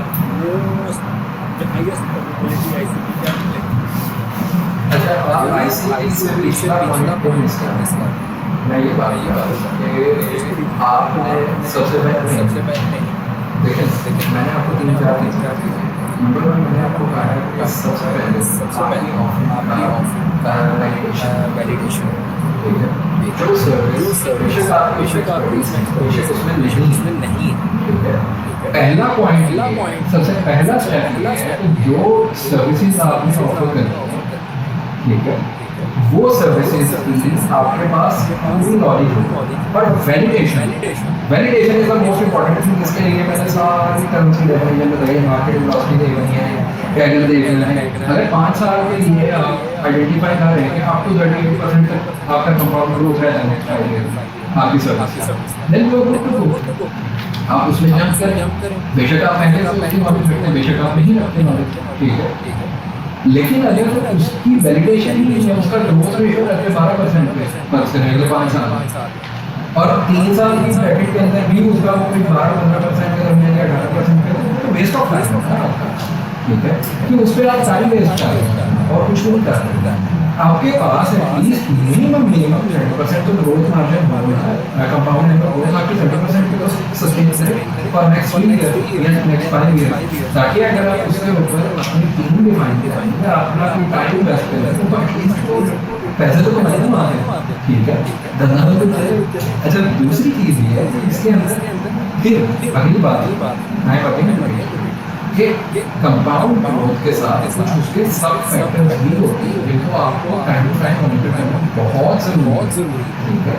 नंबर 1 आपके पास मार्केट वेलोसिटी की डेफिनेशन होनी चाहिए कंप्लीट, कि जो आप लेके जा रहे हैं पूरा की अगर बात करें तो उसकी मार्केट वेलोसिटी क्या चल रही है, मुझे आपकी रन टाइम भी मॉनिटरिंग कर रही है, ठीक है। आपके पास वॉल्यूम टाइम मार्केट साइज क्या कितने बड़े कंपनी उसमें बैठी है, मिनिमम साइज क्या है, अगर मेरा साइज क्या है, ताकि आपके पास एक एवरेज टिकट साइज डिफाइन करने की ऑप्शन हो। फिर साथ ही साथ उसके अंदर ये भी आइडेंटिफाई करें कि आपका लीकेज लीकेज से मुराद क्या है, कि अगर आप कोई यूज करेंगे तो किस बेसिस पे करेंगे। देखें हाइपोथेसिस तो इसका है ना कि नहीं, फिर यूनिट इकोनॉमिक्स की बात करते हैं। फर्ज करें आप कहते हैं उडो की ही बात करते हैं कि उडो आपने बल्कि आप उडो नहीं ले रहे, आप मोबाइल ले रहे हैं सर्विस, तो आप कहते हैं मोबाइल के अंदर मैंने जाना है, मोबाइल के अंदर मेरा मिनिमम साइज है जो प्रोजेक्ट साइज है ना, जो या मैं आपके पास अपनी केस स्टडी लेके आ गया, हमने कभी 5,000 ठीक है। देखें आगे इन्फ्लेशन हिट कर मेरा बजट आ जाता है, तो आप इंस्टेड मुझे लीव कर रहे हैं, आपके पास पहले ही आपके पास एक फ्लोर रेट या आप किस रेट तक जा सकते हैं, आपका क्या प्रॉफिट मार्जिन होगा, लॉस मार्जिन तो आपके पास रखना पड़ेगा, ठीक है। तो ये चीज़ें आपकी बिजनेस डेवलपमेंट टीम आपको हेल्प आउट करती है। इवन कस्टमर एक्विजिशन टाइमिंग्स के अंदर आपको ये भी आइडेंटिफाई करना पड़ेगा कि आपकी कैंपेन कहाँ पे पैसा मांगेगी, कहाँ पे नहीं मांगेगी, और आपको कहाँ इन्वेस्ट करने की जरूरत है, कहाँ पे नहीं इन्वेस्ट करना है, समझ रहे हैं? क्योंकि अगर आपका कस्टमर एक्विजिशन कॉस्ट ही इतना ऊपर चला जाता है कि उतने का प्रोजेक्ट ही जितना आप बन जा रहे हैं, तो ये तो आपके सारे बजट के आगे नहीं पहुंचेगी, ठीक है। तो ये बड़ी इंपॉर्टेंट चीज़ है। और इसके साथ अब हम उडो पे आते हैं। उडो आप नहीं हो, लेकिन आप कहते हैं उडो मैंने ऑफर करूँगा, तो आप पहले ये तो देखेंगे कि आपका इसके अंदर सबसे पहले चीज़ उडो में नहीं, आप अपना आईसीपी के साथ आप ये आइडेंटिफाई करेंगे कि आपका इसके अंदर मार्जिन क्या रह सकता है, कितना आपके एक्सेस में जा सकते हैं, क्या इसका एनुअल क्या इसका ग्रोथ चल रहा है, कौन सा मार्केट क्या प्रेडिक्शंस अवेलेबल है ना, ठीक है। ये चीज जिस वक्त आपके पास आ जाती है, फिर आप उसमें जानते हैं अगर एक चीज आपके पास प्रॉपर डॉक्यूमेंटेशन नहीं है, ठीक है, प्री वैलिडेशन जैसे हम कहते हैं, देखो मेरे ख्याल में इसको हम सेकंड नंबर पे नहीं लेकर आना चाहिए हमें, मतलब लेट्स सपोज कि अच्छा एक मार्केट है, फॉर एग्जांपल उसकी जो मार्केट ग्रोथ है, ये मार्केट वेलोसिटी है, ये फर्स्ट करो एक मार्केट है या एक ये उसमें बड़े अच्छे निकलते हैं, बहुत अच्छा आता है क्योंकि ये जो इंडस्ट्री है ये जो डोमेन है ना, ये बहुत ही अच्छा मार्जिन भी दे रही है, लॉस भी बड़ी अच्छी है, ये बस ऊपर जा रहा है, बट मेरा एक्सपीरियंस ही नहीं है इसका। यार अभी मैं इसको मैंने आंसर करना है। अभी तो हम सिर्फ इस चीज़ से खड़े हैं कि हम अपनी सर्विस को लेके जाने के लिए कि हमारे पास उसका बैकग्राउंड नहीं है, लेकिन हम उसको लेके जाना चाहते हैं, तो हम उसको वैलिडेट कर रहे हैं कि हम इसको लेके जाना चाहिए या नहीं। हम चेंज कर लेके जाना चाह रहे हैं, मेरे ख्याल में हमें लेके जाना चाहिए या नहीं, वो लेके जाना चाहिए कि नहीं। देखिए हमारे पास दो चीज़ें, नंबर वन हमने क्या ऑफर करना है, उसके लिए हमने ये सारी यूजिंग आवर देन हम लोगों ने ये डिफाइन कर दिया कि हाँ हमें इसको लेके जाना चाहिए। अब हम क्या करेंगे कि लेके जाने के लिए हमारे पास क्या मैंडेटरी फैक्टर होंगे, ठीक है, जिसमें उससे रिलेटेड केस स्टडीज, हम लोगों में केस स्टडीज नहीं है तो एटलीस्ट हम उससे रिलेटेड मार्केट रिसर्च तो रख सकते हैं तो एज अ वेट के हमारे पास कोई अगर कस्टमर आए तो वो देखे यार अगर ठीक है यार इनके पास उसकी केस स्टडी नहीं है या केस स्टडी किसी वजह से पब्लिक नहीं करना चाहता, तो और इनके पास कभी नॉलेज तो है ना उस चीज़ में, इनको पता तो है मार्केट कहाँ खड़ी है, सही है, ठीक है। और यही बात मैंने की कि वेबसाइट के ऊपर आपको कुछ चीज़ों के सेगमेंट्स रखने पड़ेंगे। नंबर वन आपको अपनी अथॉरिटी क्रिएट करनी है, वही तो हम इसमें कहते हैं कि अथॉरिटी क्रिएट होती है किसी भी सर्विस के लिए, वो अथॉरिटी क्रिएट करनी आपके लिए ज़रूरी है कि आपकी वेबसाइट पे केस स्टडीज नहीं है, आपके पास इंसाइट्स होना चाहिए वीकली बेसिस पे, आपके पास इंसाइट्स के बाद आपके पास वो होना चाहिए रिसर्च वर्क, उसके अंदर आप शेयर मार्केट का कुछ ना कुछ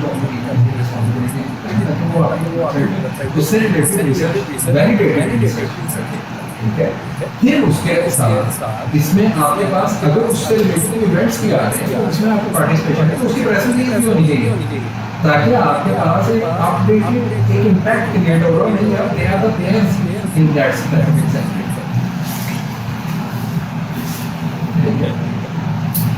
यहाँ तक हमारे हाँ चलो अब शुरू करें किसी और किसी क्वेश्चन चल रहा यार हम सवाल करो ना यार, मजा आएगा सारे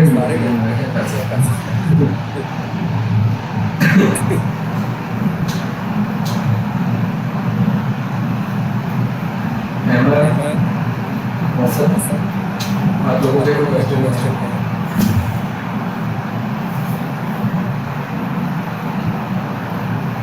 so far ऐसे लग रहा है जैसे यूनिवर्सिटी का प्रोफेसर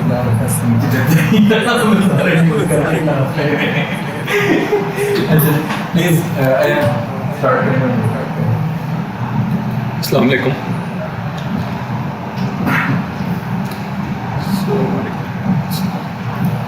फिर सबसे पहले जैसे असद भाई ने आप लोगों को बताया कि आईसीपी आइडेंटिफाई कर लिया तो आगे क्या। आईसीपी आइडेंटिफाई करने के बाद जो मेन काम आ जाता है वो डाटा गैदर करने के लिए होता है। तो डाटा डिफरेंट टेक्निक्स हैं गैदर करने के लिए। अभी मैं आपको उन लोगों के साथ एक क्रॉलर शेयर करूँगा जो आप लोगों के सामने येलो पेजेस से डाटा एक्सट्रैक्ट करेगा। तो हम उसको आई बिलीव पहले मैनुअल पे बता दो, फिर क्रॉलर की तरफ ज़्यादा, क्योंकि क्रॉलर तुमने डेवलप किया उनके पास नहीं है तो तुम पहले मैनुअल पे जाओ। अच्छा, डाटा स्वैपिंग करने के लिए ना डिफरेंट वेज होते हैं डिपेंडिंग ऑन आपने कहाँ से डाटा करना है। या तो आप लोगों ने डाटा गैदर करना है कि डिफरेंट साइट्स जैसे डायरेक्टरीज अवेलेबल हैं, अपोलो की डायरेक्टरी अवेलेबल है, ज़ूम इन्फो है या इस तरह की हैं। अगर आपने लोकल बिजनेसेस को टारगेट करना है, यूएस के लार्जेस्ट से आपने मोंटाना की स्टेट्स को टारगेट करना है जहाँ पे डिफरेंट लोकल बिजनेसेस हैं, फॉर एग्जांपल कार डीलरशिप्स वगैरह, जहाँ पे आपने अपनी उनको ई कॉमर्स सर्विसेज वगैरह प्रोवाइड करनी है, तो उनके लिए आप दो तरीके हैं। या तो आप येलो पेजेस से आप डाटा एक्सट्रैक्ट कर सकते हैं, या आप उसके अलावा गूगल मैप्स पे जाके आप डिफरेंट ब्राउज़र की एक्सटेंशन यूज़ कर सकते हैं डाटा एक्सट्रैक्ट करने के लिए। ठीक है, और एक दफ़ा हमारे पास जब डाटा एक्सट्रैक्ट हो जाता है फिर आती है बारी डाटा एनरिचमेंट की। डाटा एनरिचमेंट हम कैसे करते हैं? डाटा एनरिचमेंट की बेसिकली या तो आप स्क्रैप करके दिखा दो, फिर एनरिचमेंट के लिए इससे स्क्रीन शेयर करो, डेटा स्क्रैप करके एनरिचमेंट को दिखाओ क्रॉलर पे गया।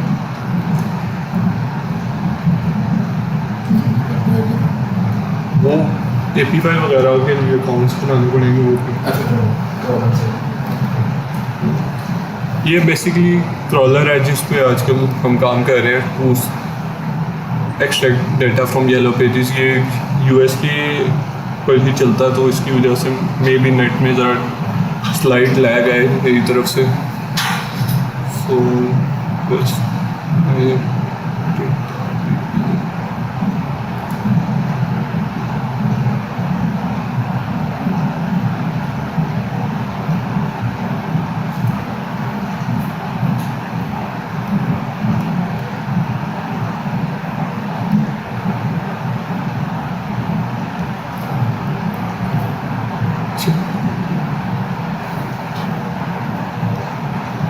फॉर एग्जांपल ये हमारे पास पाइथन के अंदर ये क्रॉलर है, ये टारगेट कर रहा है येलो पेजेस को टू एक्सट्रैक्ट द डाटा। ये लेडजर से हम यहाँ पे बिलिंग्स कर देते हैं इंस्टेड ऑफ वॉज में।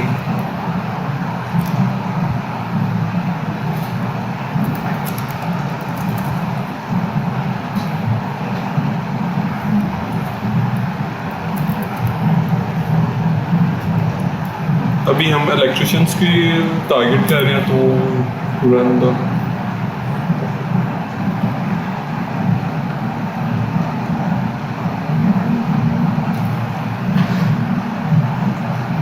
ये जो क्रॉलर है, ये जो ये प्रॉब्लम आप खुद भी क्रिएट कर सकते खुद भी क्रिएट कर सकते हैं। येलो पेजेस से आप Yellow pages से आप एक करके इंटरव्यू उठा सकते हैं। एपिफोन है इस तरह के जो वेब स्क्रैपर टाइप टूल्स हैं, उनको यूज़ करके भी आप बल्क में अपना डेटा जो है वो डाउनलोड कर सकते हैं। आपकी एक पेरेंट एक्सेल शीट हो डेटा जो है उसके अंदर आप आपके एक्सेल शीट और कुछ उसके साथ सब लेवल शीट्स और भी होंगी, कुछ उसके साथ जिसमें आपकी जो प्री सेल्स कैंपेन जिसमें आपकी जो pre-sales campaign उसकी वजह से ये डेटा वैलिडेट भी हो रहा होगा। उसकी बेस पे ये डेटा वैलिडेट तो ये स्क्रैपर हम लोगों ने स्टेज 1 के अंदर के हम लोगों ने थोड़ा ऑप्टिमाइज किया अपने प्रोसेस को कि स्क्रैपर बना लिया, इस टाइप के हम स्क्रैपर बना लिया।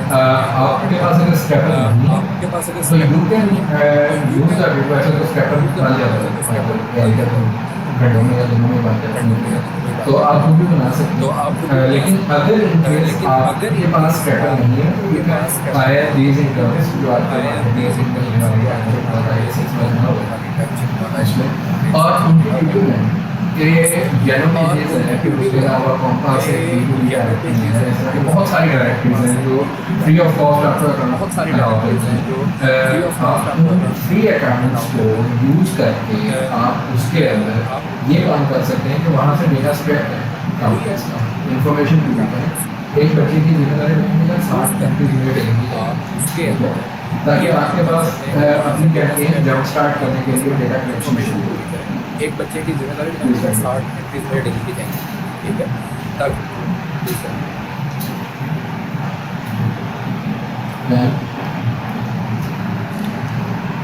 से जब तक ये क्रॉलर चल रहा है, बिकॉज ये यूएस के लोकेशन पर ही चलता है, तो उसकी वजह से नेट के स्लो होने की वजह से सारा स्क्रीन शेयर करो Might be.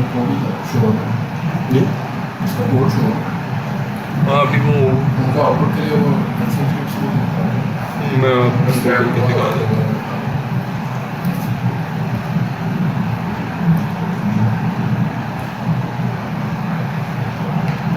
सो क्रॉलर से बेसिकली हमें ये output in form of JSON format आती है, या ये आप देख रहे होंगे ये सारे येलो पेजेस पे ये प्लम्बिंग कैटेगरी सर्च की थी, जिसकी बेस पे वो हमें मेन चाहिए था यहाँ से नंबर एंड एड्रेस।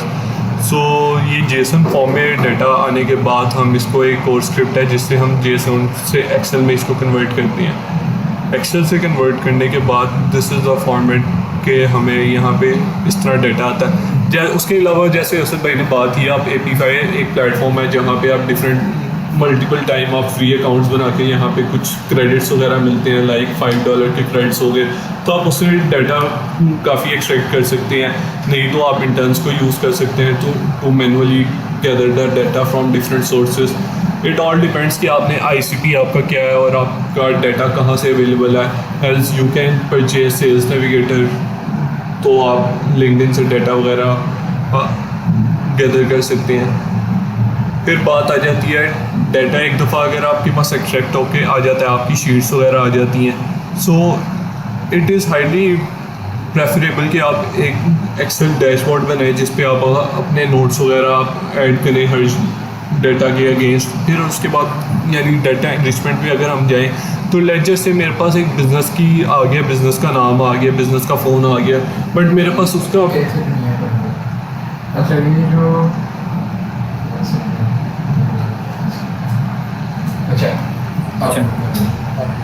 अब ये जो डेटा आपके पास ट्रैक हो रहा है स्टेज 1 पे, ये बेसिकली इधर से ये ना उम्मीद रखें कि उस डेटा से डायरेक्टली आपकी सेल्स से डायरेक्टली आपकी सेल्स, ये सिर्फ आपके डेटा बैक के लिए, ये सिर्फ आपके डेटा बैंक जहाँ से आप अपनी लॉन्गर रन की भी कैंपेन्स प्लान कर सकते हैं। कैंपेन्स प्लान कर सकते डेटा गैदरिंग आपकी कंटिन्यूसली रहेगी और असल में वही आपका मेन एसेट हैं। असल में वही आपका मेन एसेट ठीक है।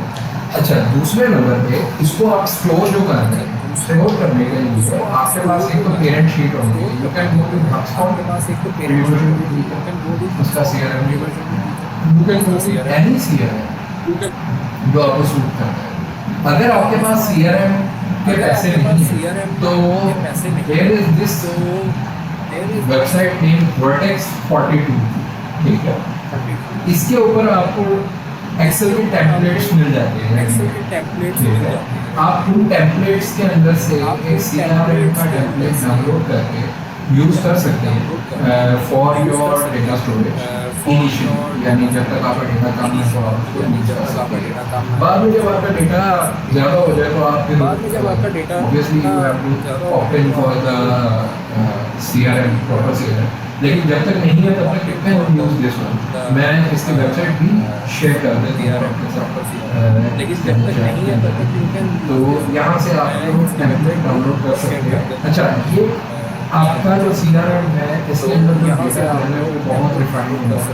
अच्छा ये आपकी आपका जो CRM एक इम्पोर्टेंट चीज़ आपके पास होगी, क्योंकि आपके पास जो प्री सेल्स के डेटा स्क्रैप हो रहा है और डेटा स्क्रैप होने के बाद क्योंकि आपके पास उसकी जो वैलिडेशन डेटा स्क्रैप हो रहा है और डेटा स्क्रैप होने के बाद जो स्क्रीन शेयरिंग की ऑफ होगी, स्क्रीन शेयरिंग की ऑफ। अच्छा Screen share. वो राशि वो अब ये जो डेटा इनके पास इस वक्त है ना, अब ये जो डेटा इनके पास ये है, सारा डेटा कहते हैं वो वाला डेटा है और इस Raw data है। यानी ये पूरा रॉ डेटा है, ठीक है।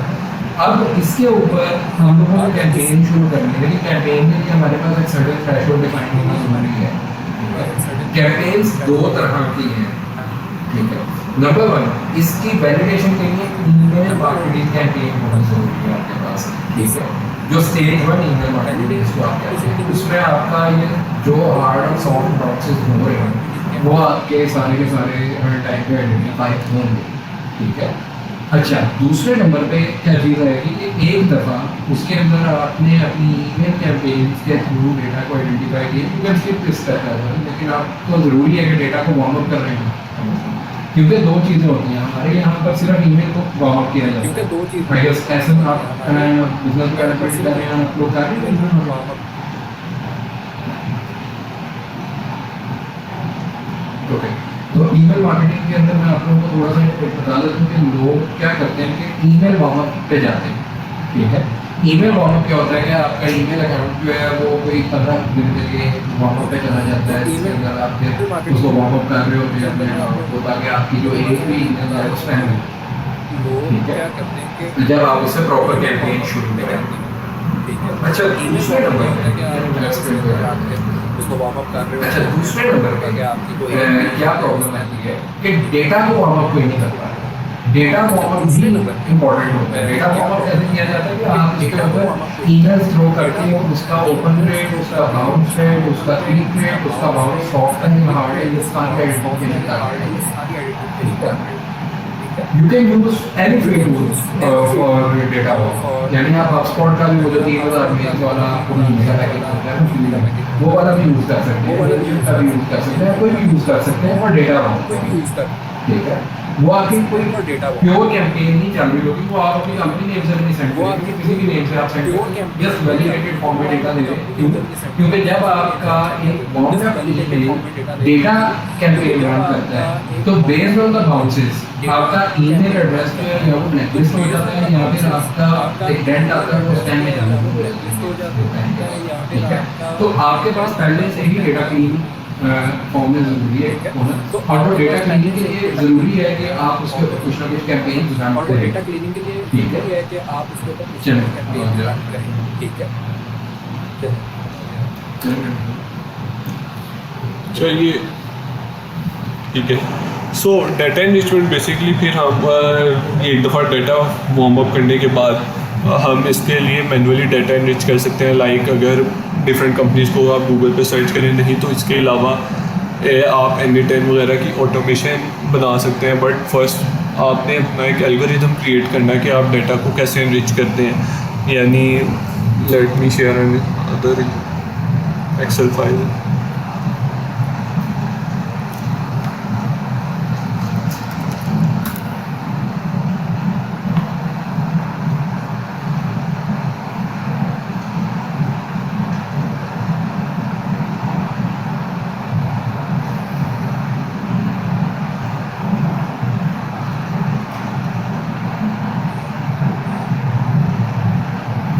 स्क्रीन करते हैं और राइट साइड में देखिए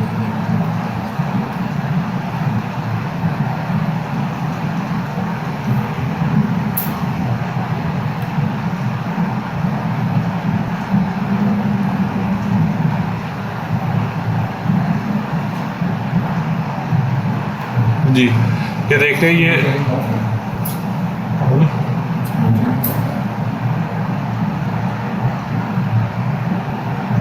स्क्रीन शेयर हो रही है, स्क्रीन आप लोगों को शेयर हो रही है। अब ये देखें, अब हो गई। ये एक्सेल जी।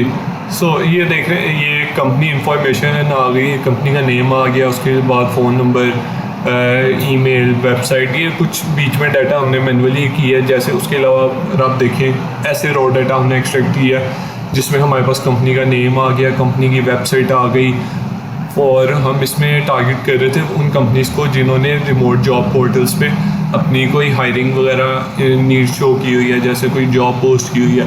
सो ये हमने विद यूजिंग Anytime हमने ये डिफरेंट कंपनीज़ को स्क्रैप करके हमारे पास वहाँ पे जॉब पोर्टल का लिंक आ गया, जो जॉब उन्होंने पोस्ट की थी वो आ गई, कंपनी की वेबसाइट आ गई एंड कंपनी का नेम आ गया। एंड उसके बाद यूजिंग अनदर Anytime ऑटोमेशन हमने उनका फ़ोन नंबर, उनका ईमेल एक्सट्रैक्ट किया है। कुछ चीज़ें जैसे ये रेवेन्यू हमने जूम इन्फो से एक्सट्रैक्ट की है, तो जूम इन्फो पे कोई बोर्ड सक्सेसफुली काम नहीं कर रहा था, तो वो चीज़ें हमने मैनुअली की हैं। एक दफ़ा हमारे पास जब डाटा वैलिडेट हो जाएगा, उसके बाद डाटा इनरिच हो जाएगा, उसके बाद हम आईसीपी को बैंड क्वालिफाई करते हैं। बैंड क्वालिफाई कैसे करते हैं? BANT qualify basically B stand for budget, A stands for authority, N stands for need, and T stands for timeline.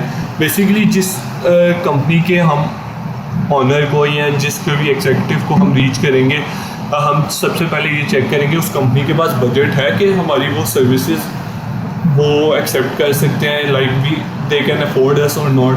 उसके बाद हम देखते हैं कि जिसको हम रीच कर रहे हैं क्या उसके पास अथॉरिटी है कि वो डिसाइड कर सकता है कि उसने हमसे काम लेना है कि नहीं।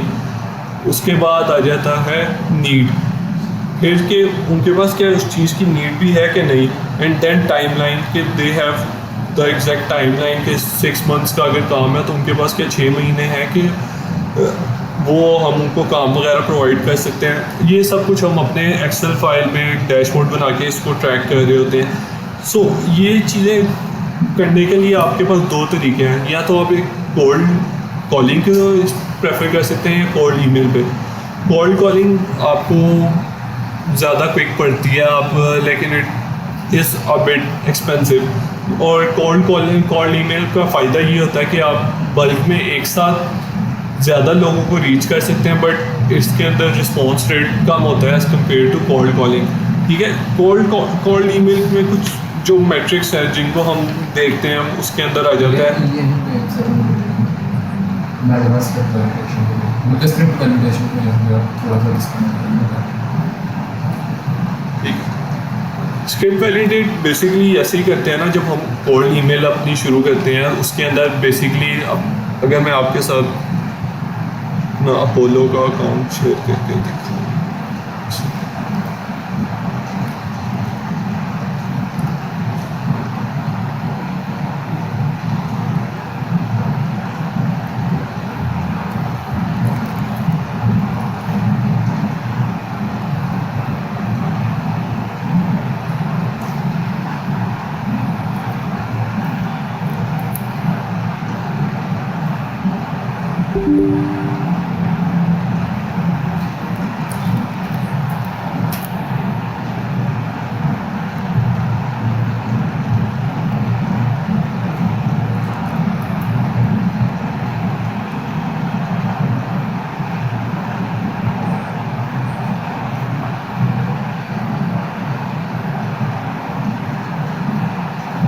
बहुत सारे लोगों को बोलो कि डाटा से कुछ नहीं, बोलो कि डाटा जो है धरती पे बहुत आउटडेटेड डाटा होता है। It depends on the It depends campaign. campaign. कैसे जाना है, कैसे जाना है, या हम अपोलो को यूज़ कर रहे हैं, अपोलो को यूज़ कर रहे हैं, ठीक है। इसके अलावा हम इसके अलावा इंटरनली डेवलप टूल भी लेकर जा रहे हैं, लेकिन आपको अपोलो का इसलिए अपोलो में हमें किसी को भी मिल जाता है किसी के हमें तो हम वहाँ से डेटा स्क्रैपिंग आज भी मिल रही है। Apollo as a substitute Apollo basically हम इससे सीक्वेंस सेट करने के ये यूज़ कर रहे हैं ना क्लाइंट के लिए। Data is provided to us by client. अगर आप देखेंगे यहाँ पे ये हमें मैट्रिक्स ऑलरेडी प्रोवाइड किए हैं, जैसे इसके अंदर नॉर्थ कैरोलिना, अगर अपना माइक्रोन कीजिए,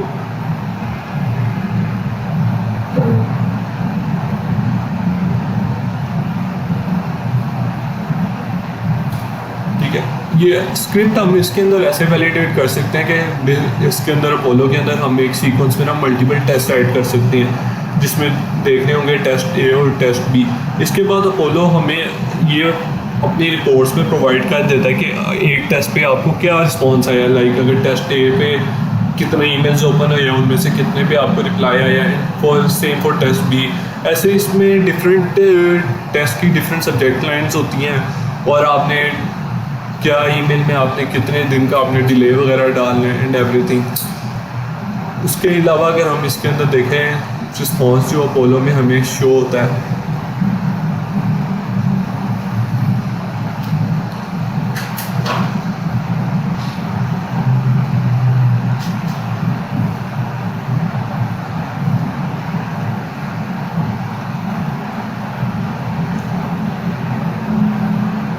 ये देखें जिसके अंदर हमारे पास रिप्लाई रेट आ रहा है, ये अनसब्सक्राइब कितने लोगों ने किया है, बाउंस कितने लोगों ने किया है, open rate and click rate.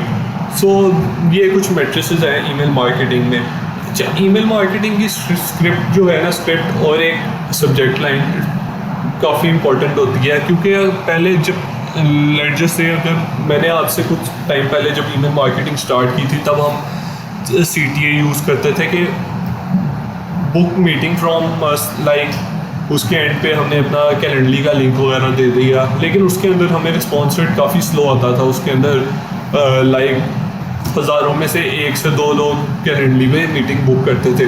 But as compare to अगर हमारे पास CTA हो ना कि reply yes and we will connect with you, इस तरह का, जिसके अंदर लीड को, सामने वाले को कम से कम मेहनत करनी पड़े, उसके अंदर हमारे पास रिस्पॉन्स ज़्यादा है। इसके अंदर डिफरेंट सीक्वेंसेस एक्टिवेट हैं। उसके अंदर यही है कि आप हमें रिप्लाई यस करें या पॉजिटिव रिप्लाई करें तो हम आपको फ्री ट्रायल में एंटर कर देंगे। So this is basically the email marketing जो एक क्लाइंट के लिए अभी हम कर रहे हैं। बाकी ऐसा भाई आपको कोल्ड कॉलिंग के बारे में एक्सप्लेन करते हैं। यहाँ तक किसी को पूछना था अच्छा, यहाँ पे मेरा क्वेश्चन ये है कि डाटा वेरिफिकेशन के अंदर आपकी एक खबर पाओगी और नीड को ईमेल से वैलिडेट करते हैं। जी, आप अपने ICP को, हाँ, यहाँ पे मेरे ख्याल में कि मोस्टली लोग जो हैं वो थोड़े से क्यूरियस हो जाते हैं when they get some data, तो वो बार बार ईमेल्स करते हैं और वहाँ पे उनका फेलियर भी बहुत ज़्यादा होता है उनका स्क्रिप्ट। Yes. स्क्रिप्ट वैलिडेशन भी एक बहुत इंपॉर्टेंट है फॉर द ईमेल। जी जी, स्क्रिप्ट वैलिडेट करने के लिए कुछ चीज़ें होती हैं, जिस तरह आपको मैंने बताया कि स्क्रिप्ट पहली दफ़ा में आप नहीं वैलिडेट कर सकते कि एक आपने ईमेल भेजा, आप कहेंगे कि ये ईमेल है, आपको मल्टीपल ईमेल सेंड करने पड़ते हैं, आपको टाइम लगाना पड़ता है टू वैलिडेट द स्क्रिप्ट। उसके लिए ये कुछ टूल्स होते हैं जिसके अंदर इन्होंने हमें टेस्ट दिए हैं, जिससे आप टेस्ट के बेस पे आप देख सकते हैं कि क्या चीज़ में कैसा रिस्पॉन्स आ रहा है। अपार्ट फ्रॉम दैट कुछ ऑनलाइन टूल्स अवेलेबल हैं जिससे आप अपने ईमेल्स की हेल्थ चेक कर सकते हैं, स्पैम में तो नहीं जा रहा है ईमेल, और कि स्पैम में कीवर्ड्स कितने यूज़ हो रहे हैं, तो आप उसको उस तरह रिड्यूस कर सकते हैं। एंड एक ऑप्टिमल टाइम यही है कि आपका ईमेल की रीडेबिलिटी विद इन 8 सेकेंड्स होनी चाहिए। आपका ईमेल 8 सेकेंड्स के अंदर कोल्ड ईमेल आपका अगला पढ़ के फारिग हो जाए, ना कि वो ईमेल की लेंथ हो। ये इसके लिए बेसिकली कुछ रूल्स हैं जिनको हम फॉलो करते हैं in order to make the best script. बाकी जो हमारे पास ऑप्टिमल आंसर आता है वो यही आता है, वो हिट एंड ट्राई से ही आता है कि टेस्ट आप करते हैं ईमेल, तो आपको क्या रिस्पॉन्स आया है और कितने लोगों का उस ईमेल पे रिस्पॉन्स आया। सो ये टेक्निक है बेसिकली ईमेल की स्क्रिप्ट को वैलिडेट करने के लिए। अच्छा, अगर हम ईमेल की बात कर ही रहे हैं ना, तो इसके अंदर एक 3 मैट्रिसेस बहुत ज़रूरी हैं, एक SPF, एक DKIM एंड DMARC। ये मेल बॉक्सेस के लिए आपके ये 3 मैट्रिसेस हैं जिनका वैलिडेट होना लाजमी है इन ऑर्डर कि आपका ईमेल सक्सेसफुली आपके इनबॉक्स में लैंड करे, इंस्टेड के स्पैम में लैंड हो या ईमेल रिसीव ही ना हो उनको। ये 3 चीज़ें बहुत ज़रूरी हैं, SPF, DKIM and DMARC।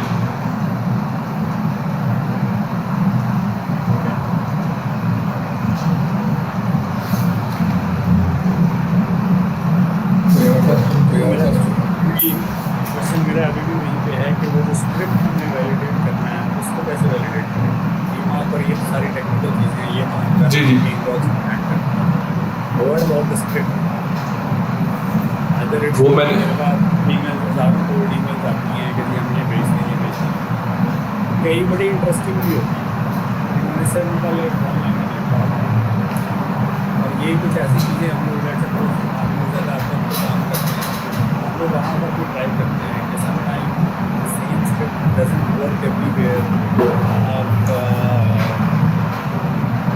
Opportunity देख के उस स्क्रिप्ट को चेंज भी करते हो, तो इसके अंदर बिकॉज मैं जी कर रहा होता हूँ आइडिया कि आप स्क्रिप्ट को वैलिडेट कैसे करोगे, अनलेस कि आप 300 ईमेल नहीं करते और आप देखते हैं कि कैसा नहीं हो पाएगा। बेसिकली स्क्रिप्ट तो ऐसे ही वैलिडेट होगी कि आप सेगमेंट कर लेंगे अपना डाटा। जिस आप इंडस्ट्री को, अगर आपके पास 300 लोगों का डाटा है, आप 300 को 100 की बेस पे सेगमेंट कर लेंगे एंड सेगमेंट करके आप कोशिश करेंगे कितना कस्टमाइज आप अपना ईमेल सेंड कर सकते हैं। ईमेल की बॉडी आपकी कितनी कस्टमाइज होगी और उसका सब्जेक्ट लाइन कितनी पावरफुल होगी और उसके अंदर आप क्या CTA यूज़ करेंगे एंड उनकी बेस पे आपको जो रिज़ल्ट शो होगा। क्योंकि आप ऐसे नहीं कर सकते आपने ईमेल लिख लिया और आप कहें कि ये मेरा ईमेल बेस्ट है। आपको उसके लिए क्लाइंट्स का आगे से रिस्पॉन्स आएगा जिसके बेस पे आप उसको डिसाइड करेंगे वेदर द स्क्रिप्ट वर्क्स और नॉट। तो उसके लिए ऑब्वियसली आपको कुछ टाइम लगेगा, कुछ आपको क्लाइंट की तरफ से आंसर्स आएंगे आइदर पॉजिटिव और नेगेटिव, वो बात की बात है। But you need answers, you need some metrics, you need some data in order to validate. अच्छा, कुछ बड़े बेसिकली जो कहना चाह रहे हैं स्क्रिप्ट के लिए ये कहना चाह रहे हैं कि और आपने वो SPL और ये स्पैम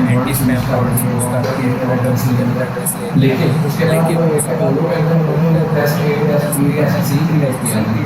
आप उसके ऊपर भी डेटा अपनी सेगमेंट कर सकते हैं और ज़रूरी नहीं you can use any email marketing tool जो कि आपको एक तो A/B टेस्टिंग अलाउ करे और दूसरा आप उसके अंदर डेटा सेगमेंट यानी ईमेल मार्केटिंग में कर रहे हैं तो सीक्वेंस क्रिएट करने का आपको अलाउ होगा।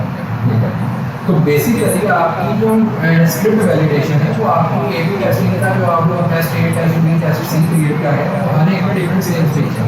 ठीक है, किसी में जो CTA है वो डिफरेंट है, किसी के अंदर CTA अलग होगा, किसी के अंदर आर्किटेक्चर डिफरेंट होगा, लेकिन उसकी बेस पर पूरा सीक्वेंस रन होगा। ठीक है, तो वहाँ से आपका जो स्क्रिप्ट है वो वैलिडेट हो रहा है लेकिन उसमें टाइम लगना होगा। जैसे आप अपनी डेली की वो रिपोर्ट स्टडी ज़रूर कर रहे हैं कि आपका रीड रेट देखना है, ओपन रेट देखना है, रीड रेट देखना है। ठीक है, तो यहाँ से आपकी काफ़ी सारी चीज़ों के ऊपर आपके पास हाइपोथेसिस आ रही है। नंबर 1 डेटा क्वालिटी का हाइपोथेसिस आ रहा है, स्क्रिप्ट वैलिडेशन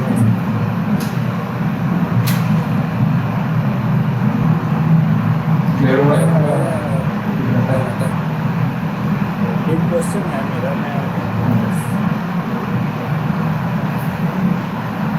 अच्छा एक क्वेश्चन ये है कि चूँकि हम बहुत ही रीजन स्टेट स्पेसिफिक जो है ना कैंपेन्स होते हैं, राइट? यस अच्छा, मैंने इसको कैटेगोरिकली कर क्या ईमेल का कंटेंट बहुत मुख्य होना चाहिए तो एक्सप्लेन करना तो कॉर्पोरेट कि इस तरह हम बनाएंगे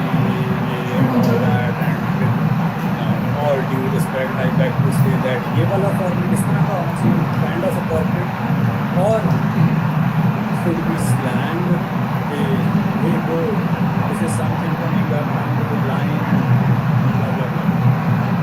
या फिर ये स्टेट स्पेसिफिक होता है कि स्टेट टू स्टेट बहुत सारी चीज़ें, बहुत सारे स्लैंग्स, बहुत सारी पेशेंस चेंज होती हैं उससे क्या होता है वो होना चाहिए। और इट कैन बी अगर आप उसको हाईली कस्टमाइज कर लो कि इंडस्ट्री स्पेसिफिक ले जाओ तो definitely no standard rule but your experience.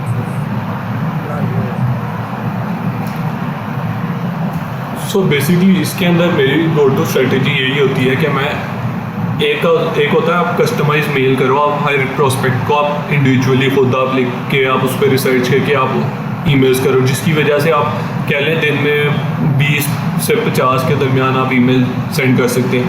एक तो आपकी आती है ये टेक्निक। अगर एक होती है आपने सीक्वेंस क्रिएट करना है कि ऑटोमेटेड मेल्स जा रहे हैं, आपने बल्क ईमेल सेंड करने हैं, तो उसके लिए यही होता है कि आप डिफरेंट वेरिएबल्स को यूज़ करते हुए आप कस्टमाइज कितना पॉसिबल जितना ज़्यादा कर सकते हैं। जैसे उसकी कंपनी का नाम आप उसके अंदर ऐड करें, आप उसका पर्सनल नेम ऐड करें, आप इंडस्ट्री वाइज आप टारगेट करें और उसके अंदर आप ऐसा CTA डालें कि रिप्लाई इंटरेस्टेड या रिप्लाई यस। तो आपको मैं सिमिलर इंडस्ट्री की केस स्टडी सेंड करूँगा।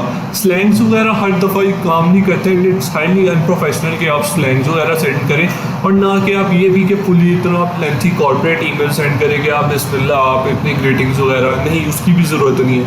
मैंने आपको बात की है कि ईमेल इतनी होनी चाहिए आपकी फ़र्स्ट ईमेल कि आप विद इन 8 सेकेंड्स अगला ईमेल आपकी पढ़ चुका हो, और वो उसी पे आप प्रॉम्प्टली वो डिसाइड करें हाँ ये बात उसने सही की है, आपने क्या उसके अंदर क्या आप उसकी पेन पॉइंट आपने उसका क्या आइडेंटिफाई किया, और उसके आंसर के लिए आपने उसको CTA डाल दिया कि रिप्लाई यस, तो मैं आपको उसका आंसर दूँ, तो वो इस पर डेफिनेटली आपको आंसर करेगा।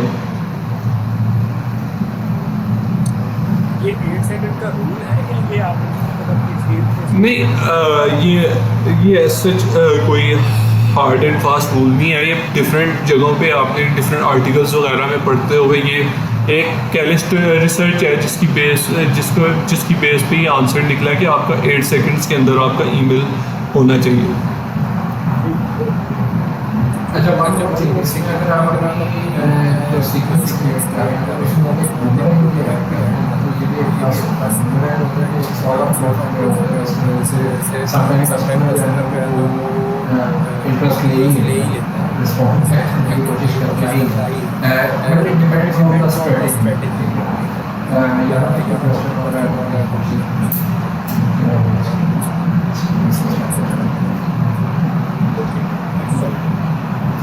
अच्छा, एक स्किल सेगमेंटेशन हो जाती है, then chain moves in the four column. Remember मैंने आपका जो वर्टेक्स 42 का जिक्र किया तो मैंने आपको कहा कि सिलाने से आपको डाउनलोड कर लो, केवल एक अंदर हो जाता है, इसके अंदर आप फॉलोइंग कर लो, फोन नंबर्स एक्सट्रैक्ट करके डाल देते हैं फॉर द फोर कॉलम्स, ठीक है।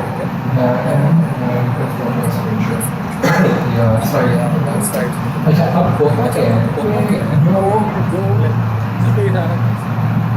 मैंने वो आपको एक प्रोडक्शन में दूँगा। अच्छा, अब होता क्या है कि जो आपका कोड कॉलम का काम ये होता है, उसने भी कोड कॉलम करके लीड को मैच्योर कर देता है, ठीक है।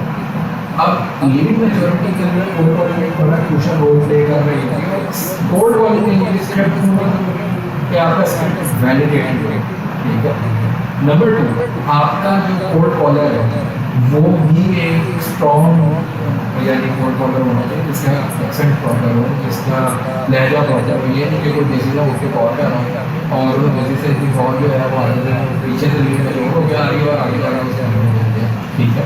तो ये बहुत मैटर करती है क्योंकि यहाँ पे दूसरी कंपनी लैग करती है, वो कोड कॉलर पे कोई भी रख लेता है जिसका एक्सेंट बस normal 100। So if there are two pain points here, हम कोड कॉलर का एक्सेंट का ठीक है, सबसे पहली चीज़ ये है वो कोड कॉलर का एक्सेंट। नंबर 2, आपके कोड कॉलर एक्सेंट के साथ उसका script validation is very important, ठीक है। For example if he is having a good accent and he is having a good 12 file, तो डेफिनेटली जब वो बात कर रहा है कमेंट किसी से फिर तो सामने जो भी होगा या एक्साइटेड जो भी होगा उसको स्ट्रेट होने कहेगा, ठीक है। लेकिन it depends on the script. अगर स्क्रिप्ट ठीक है कोड का होगा तो फिर आपकी जो है वो लीड मैच्योर होना शुरू हो जाती है, उसको लीड मैच्योरिंग कहते हैं, ठीक है। ये आपकी मैच्योर होना शुरू हो जाती है। और अगर आपका स्क्रिप्ट है अगर वो फ्लुएंट हुई है तो फिर तो कभी भी मैच्योर होना की वो स्टैंड नहीं जाती है। तो यहाँ पे भी आपके लिए बहुत इंपॉर्टेंट फैक्टर है कि आपने नंबर बढ़ाया है, ठीक है। You need to have a good timer जहाँ से आप कोड कॉलिंग करें। अच्छा, बहुत सारे लोग जो यहाँ पे डायलर में जब आते हैं तो वो फंस जाते हैं, वो कहते हैं कि यार डायलर से जब कॉल्स आ रहे हैं तो हम रिंग सेंटर ले लिया या से रजिस्टर करके और उसके थ्रू या फिर इस कॉल के थ्रू जा रहे थे तो हमारा बस बहुत ज़्यादा हो गया 5 मिनट के हिसाब से। तो ये है प्लेंटी ऑफ वेज, ठीक है, ट्रैक दिस, ठीक है। हम लोग भी इस चीज़ को ट्रैक करके ही बैठे कि किस तरह हम इसकी कॉस्ट कटिंग कर सकते हैं, ठीक है। तो यहाँ पे थर्ड पार्टी आपकी कंपनीज मिल जाती है जो रीसेलिंग आपको उस डायलर के आप हर सीट के हिसाब से पे कर सकते हो और एक बार के हिसाब से। लेकिन आपकी जो कॉलिंग है उसका रेशो बहुत मैटर करता है। ये ना उनके पास वो आपका जो कॉलर है वो हर कोई करते हुए दिन की स्टार्ट करते हैं और कोई ढाका स्पेक्ट्रम या ढाका यूज़, तो उससे क्या होता है, उससे आपका डायलर जो है वो बन जाता है, ठीक है।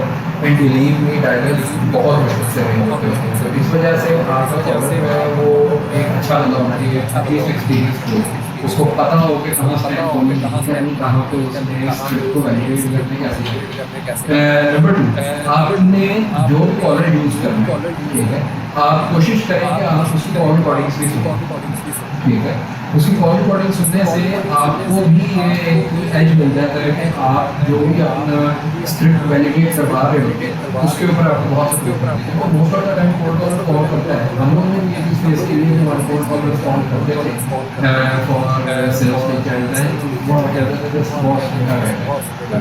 तो आपका business development specific cold call department या कस्टमर आउटरीच डिपार्टमेंट उसका डिपार्टमेंट बीच में से रिटर्न करके कॉल की रिकॉर्डिंग्स लाजमी सुनें ताकि उसको ये पता रहे कि डेटा किधर वैलिडेट नहीं है आगे कॉलर की रिस्पॉन्सिबिलिटी। तो यहाँ से आपकी जब डील मैच्योर होती है तो नेक्स्ट स्टेज पे वही आती है कि आपकी शो करना है। इट डिपेंड्स कि आप कस्टमर एक्विजिशन जो है, कस्टमर ऑनबोर्डिंग जो है उसका क्या स्टेप लेके जाते हैं। नॉर्मल केसेस में फ्रीलांसिंग में क्या रहता है कि आप वन पेज प्रमोशन पे या वन पेज लेते हैं, इसमें टाइम की और टाइम की और B2B में जो आपका टिकट साइज ज़्यादा है उसमें डिस्कवरी भी ऐड करनी होती है, ठीक है। डिस्कवरी में आपका जो टेक्निकल होता है वहाँ लेकिन आपका टिकट साइज ज़्यादा, ठीक है। अच्छा, एक और चीज़ जो आयाम ने भी बात की कि आपके पास टिकट साइज का होना ज़रूरी है, तो आप टिकट साइज की कैसे डिफाइन करते हैं कि आपने डिस्कवरी में जाना है या नहीं जाना, ठीक है। क्योंकि डिस्कवरी में वो इटसेल्फ 1 to 2 वीक्स का फेज होता है जो कि आप कस्टमर से या तो फ्री ऑफ कॉस्ट या पैसे लेके या किसी भी तरह चल रहे होते हैं उसमें और उसकी रिसर्च को मैटर कर रहे होते हैं what actually want us to do, ठीक है। उसमें फिर आपकी प्राइसिंग स्ट्रेटजी भी बहुत मैटर करती है कि आप अपने प्राइसेस किस बेसिस पे कर रहे हैं, उनका ब्रेक डाउन क्या है, कितनी टीम उसमें रन करा रहे हैं, उस टीम की बेस पे आपका जो टोटल आवरली रेट पर है वो कितना बन रहा है, किस रिसोर्स के कितने आप प्राइस कर रहे हैं, पूरी एक डिटेल है उसका आपको करेंगे प्रपोजल का एग्जाम्पल भी आपके साथ आप शेयर कर देंगे। लेकिन ये चीज़ें जो अक्सर होती हैं, ठीक है। तो इसमें ज़रूरी है कि आपके पास एटलीस्ट ये हाइपोथेसिस हो कि जो कस्टमर आपने कोल्ड कॉल किया है वो कितनी स्पेंडिंग कर सकते हैं, ठीक है, ताकि आपका जो प्रपोजल सबमिट हो रहा है उसके लिए आपके पास एक क्लियर नॉलेज हो। दूसरी चीज़, आपने डिस्कवरी में जाना है या नहीं जाना है, ये चीज़ भी आप आइडेंटिफाई कर लें। टिकट साइज आपका $10,000 का और आप उसके ऊपर 3 महीने रह जा रहे हैं, तो ऐसा नहीं है। तो टिकट साइज की बेस पे आपने ये सारे स्टेटस डिफाइन करने होते हैं। तो दैट्स इट, इसमें कुछ नहीं। बाकी तो फिर आप ऐसा this is the whole loop, इस लूप के अंदर हमेशा अपनी प्रॉब्लम को आइडेंटिफाई करने से लेके प्रॉब्लम को वैलिडेट करते हैं, फिर उसको मार्केट आइडेंटिफिकेशन, मार्केट वैलिडेशन, फिर उसके बाद मार्केट रेडी कैंपेन देना है, उसके बाद ये लूप है, ठीक है। That's all the show. Otherwise, let's conclude and I'll be sharing all the बहुत बड़ा क्वेश्चन है सारे AI को बिल्कुल टच किया तो अच्छा, AI को बिल्कुल टच किया है, लेकिन AI जो है आपको मैं आपको एक मजे की बात बताता हूँ। कुछ अर्सा पहले मैंने कोल्ड कॉलिंग के लिए AI के कर दिया, तो हमारा क्लोजिंग रेशो AI को आप AI में करें, ऐसा नहीं करना है आप एनी टाइम के ऑटोमेशन बना देंगे एंगेजमेंट के लिए, आप डेटा स्ट्रैटिंग के लिए जिस तरह आप लोग ये स्टार्ट होता है या उसको सर्वर पर सेट कर देंगे, बट उससे पहले आपके पास एक मैनुअल प्रोसेस होना जरूरी है जिसके ऊपर बेस करें आप समझे। बिल्कुल वैसे ही जैसे हम लोगों ने लीड मैच्योरिटी के लिए कुछ इंडिकेटर्स आइडेंटिफाई किए हैं या हमें मार्केट में कोई सर्विस प्रोवाइडर्स लेके जाना है तो उसके लिए हमें इंडिकेटर आइडेंटिफाई किए तो हमने एक्सेल में डैशबोर्ड है। जब वो डैशबोर्ड हमारे मैच्योर होंगे तो फिर हमने उनको कोड किया इंटरनल सिस्टम के अंदर और हमने उसका एक कोडिंग डैशबोर्ड बना दिया ठीक है यार इसे AI आप पहली स्टेज पे कभी भी इम्प्लीमेंट करके आओगे AI आपको मैच्योर आपका जो प्रोसेस है उसमें हेल्प आउट करता है आपकी ऑप्टिमाइजेशन के अंदर हेल्प आउट करता है। लेकिन अगर आप स्क्रिप्ट AI से अगर आप यूज कर रहे हैं आपकी स्क्रिप्ट की वैलिडेशन नहीं होता है ठीक है क्योंकि मोस्टली ईमेल मार्केटिंग के अंदर जो स्पैम में चीज जा रही होती है वो ह्यूमनाइज ना हो वो स्पैम नहीं जाती है ठीक है तो सामने डिसीजन मेकर को भी ये चीज पता होती है स्पैम में गई मैंने पढ़ी नहीं है ठीक है तो ये चीजें करने के लिए आपको शुरू में AI से बाहर आना है। जब आपका प्रोसेस एक डिफाइन हो गया आपका एक सिस्टम डेवलप हो गया है आपका कंप्लीट स्ट्रक्चर बन गया फिर आप इम्प्लीमेंट करना शुरू करें उसको भी डायरेक्टली इनको ना करें आप पहले अपने सिस्टम को मेजर करें उसके साथ AI प्रैक्टिस में लें जब आपको लगेगा कि AI can replace your staff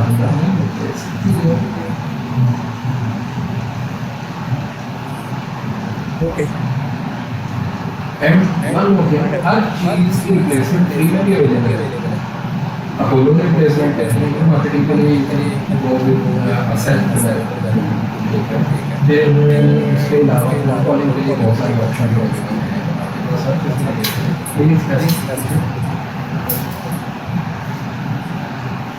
wind up करने से पहले like I just want to know कि जैसे अपन लोग प्रोसेस हमें पता है मार्केटिंग को कॉलिंग पे तो यू गाइस बोथ तो अभी तक आप क्या सजेस्ट करते हो कि अभी तक रेशियो जो होती है बोथ कॉलिंग के अंदर रेशियो कितनी रही है आप या ये वेरी फाइटली आंसर ये जो सिस्टम है नंबर वन ये अलग चलते हैं यानी अगर आप सिर्फ कोल्ड कॉलिंग पर डिपेंड कर रहे हैं और या सिर्फ ईमेल मार्केटिंग पर डिपेंड कर रहे हैं तो आपको कोई फायदा ठीक है हम लोग पता नहीं 2016 से हमारी मार्केटिंग हुई है आईटी का ठीक है कोल्ड कॉलिंग में अपन काम से नंबर इसमें जो सक्सेस फैक्टर है वो काफ़ी अच्छा है प्री इन्विटेशन हमारा पोस्ट इन्विटेशन में भी हमारा यानी हमारी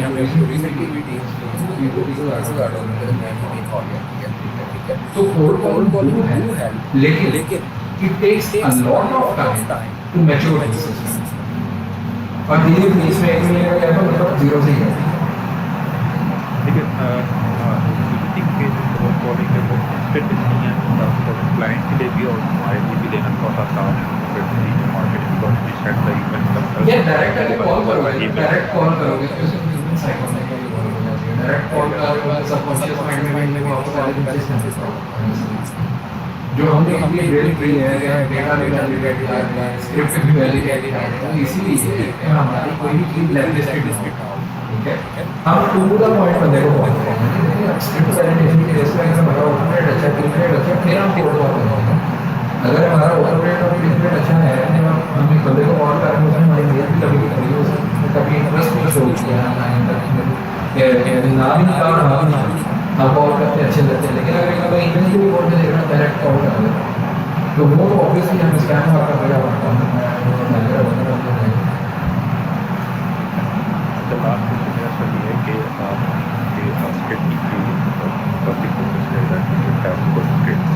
अब आपकी जो कोल्ड कॉलिंग है उसके ऊपर आपने एक बात की कि जब हमारा टारगेट था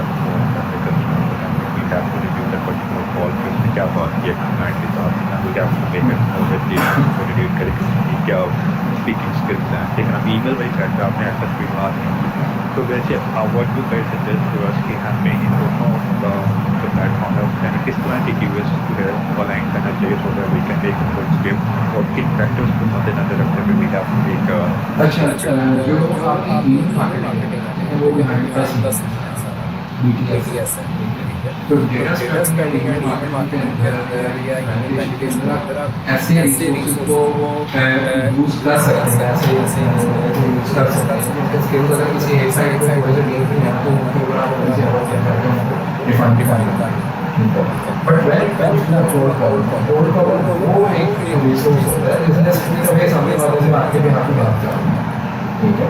वो क्लोजर वो कोड कॉलर है, ठीक है। कोड कॉलर अगर आपका बिल्कुल जो मूव होगा तो आपकी बात आगे भी नहीं होगी, वहीं पे रुकी है।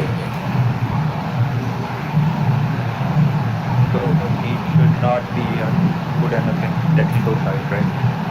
हाँ, उसका टेक्निकल साइड तो होना ज़रूरी नहीं है, उसका इतना टेक्निकल होना तो ज़रूरी है कि देखने को बजाय फॉर एग्जाम्पल हम शॉपिफाई की बात कर रहे हैं या ई-कॉमर्स की बात कर रहे हैं या आप लोग बात कर रहे हैं तो उसका एक नॉलेज बेस दे ताकि उसको कोड कॉलिंग करने एटलीस्ट उसके पास एक सरफेस लेवल नॉलेज होनी ज़रूरी है, ठीक है। टेक्निकल नॉलेज इसकी नहीं है, टेक्निकल नॉलेज क्लोजर की होती है।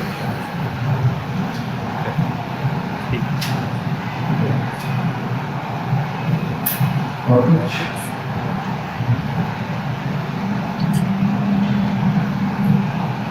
किसी का कोई क्वेश्चन? नहीं, I think good for Thank you so much for that time. उम्मीद है आप लोग के लिए ट्रेनिंग सेशन से आएगा और कोशिश तो मेरी है कि आसान कैसे कर रहे हैं हम चीज़ आपके सामने ऑब्वियसली अगर मैं प्रपोजल्स को भी लेके आता है, प्रपोजल्स को भी लेके आता है, प्रोडक्ट्स के साथ भी आपका इंटरेक्शन करवा करवाता हूँ तो ये बहुत चल जाएगी और ये नदी बच्चों के लिए इन्फॉर्मेशन को अफोर्ड करना बहुत मुश्किल होता है। तो थैंक यू सो मच हम लोगों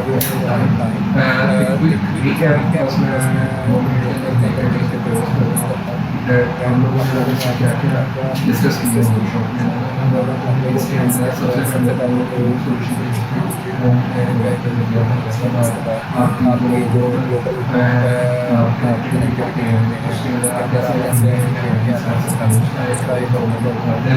आपने किस प्रोडक्ट या सर्विस को लेके आके उसकी वैलिडेशन फिर मार्केट की डिस्कशन उसकी वैलिडेशन देन उसके बाद आपकी डेटा स्क्रैपिंग के ऊपर बात हुई और डेटा वैलिडेशन के ऊपर बात हुई, फिर उसके बाद कोड आउटरीच के ऊपर बात हुई, कोड ईमेल्स के थ्रू और उसके स्क्रिप्ट वैलिडेशन की बात हुई, देन उसके बाद paper quality and code quality का स्क्रिप्ट वैलिडेशन की बात हुई एंड देन उसके बाद आपकी प्रपोजल की बात हुई। प्रपोजल की वैलिडेशन सेक्शन है वो ऑब्वियसली हाइपोथेसिस की बेस पे चल रहा है, प्रपोजल पे हाथ लगाने के लिए फाइनल करेगा। तो that's all for today. Thank you so much for the time. email address share कीजिएगा ताकि आपके साथ शेयर करने वेबसाइट आपको शेयर करेंगे आप उससे कैसे इंफॉर्मेशन को पब्लिक किया ऑब्वियसली आपने पब्लिक भी करना तो एक थ्रेशोल्ड सेट करेंगे कितनी इन्फॉर्मेशन सारी तो नहीं तो वेबसाइट आप देखिए उसके अलावा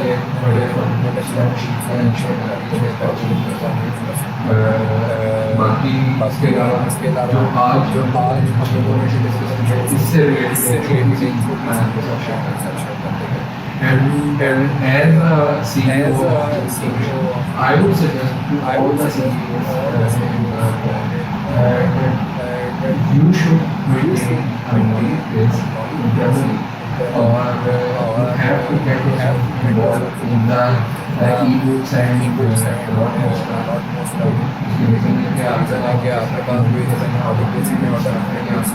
बहुत हेल्प आउट करता है आपका टिकट साइज पर।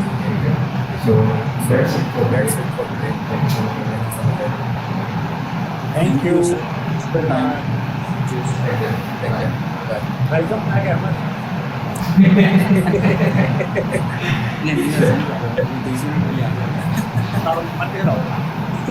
चलो मैं ना वो बुलेट्स ठीक है ये मैं शेयर करूँगा मुझे ईमेल आईडी व्हाट्सएप पे शेयर Okay. अल्लाह हाफिज़। कैसा था? ठीक था। बहुत डिटेल, बहुत डेप्थ में था आज का सेशन। आंखें तक नहीं है मेरी।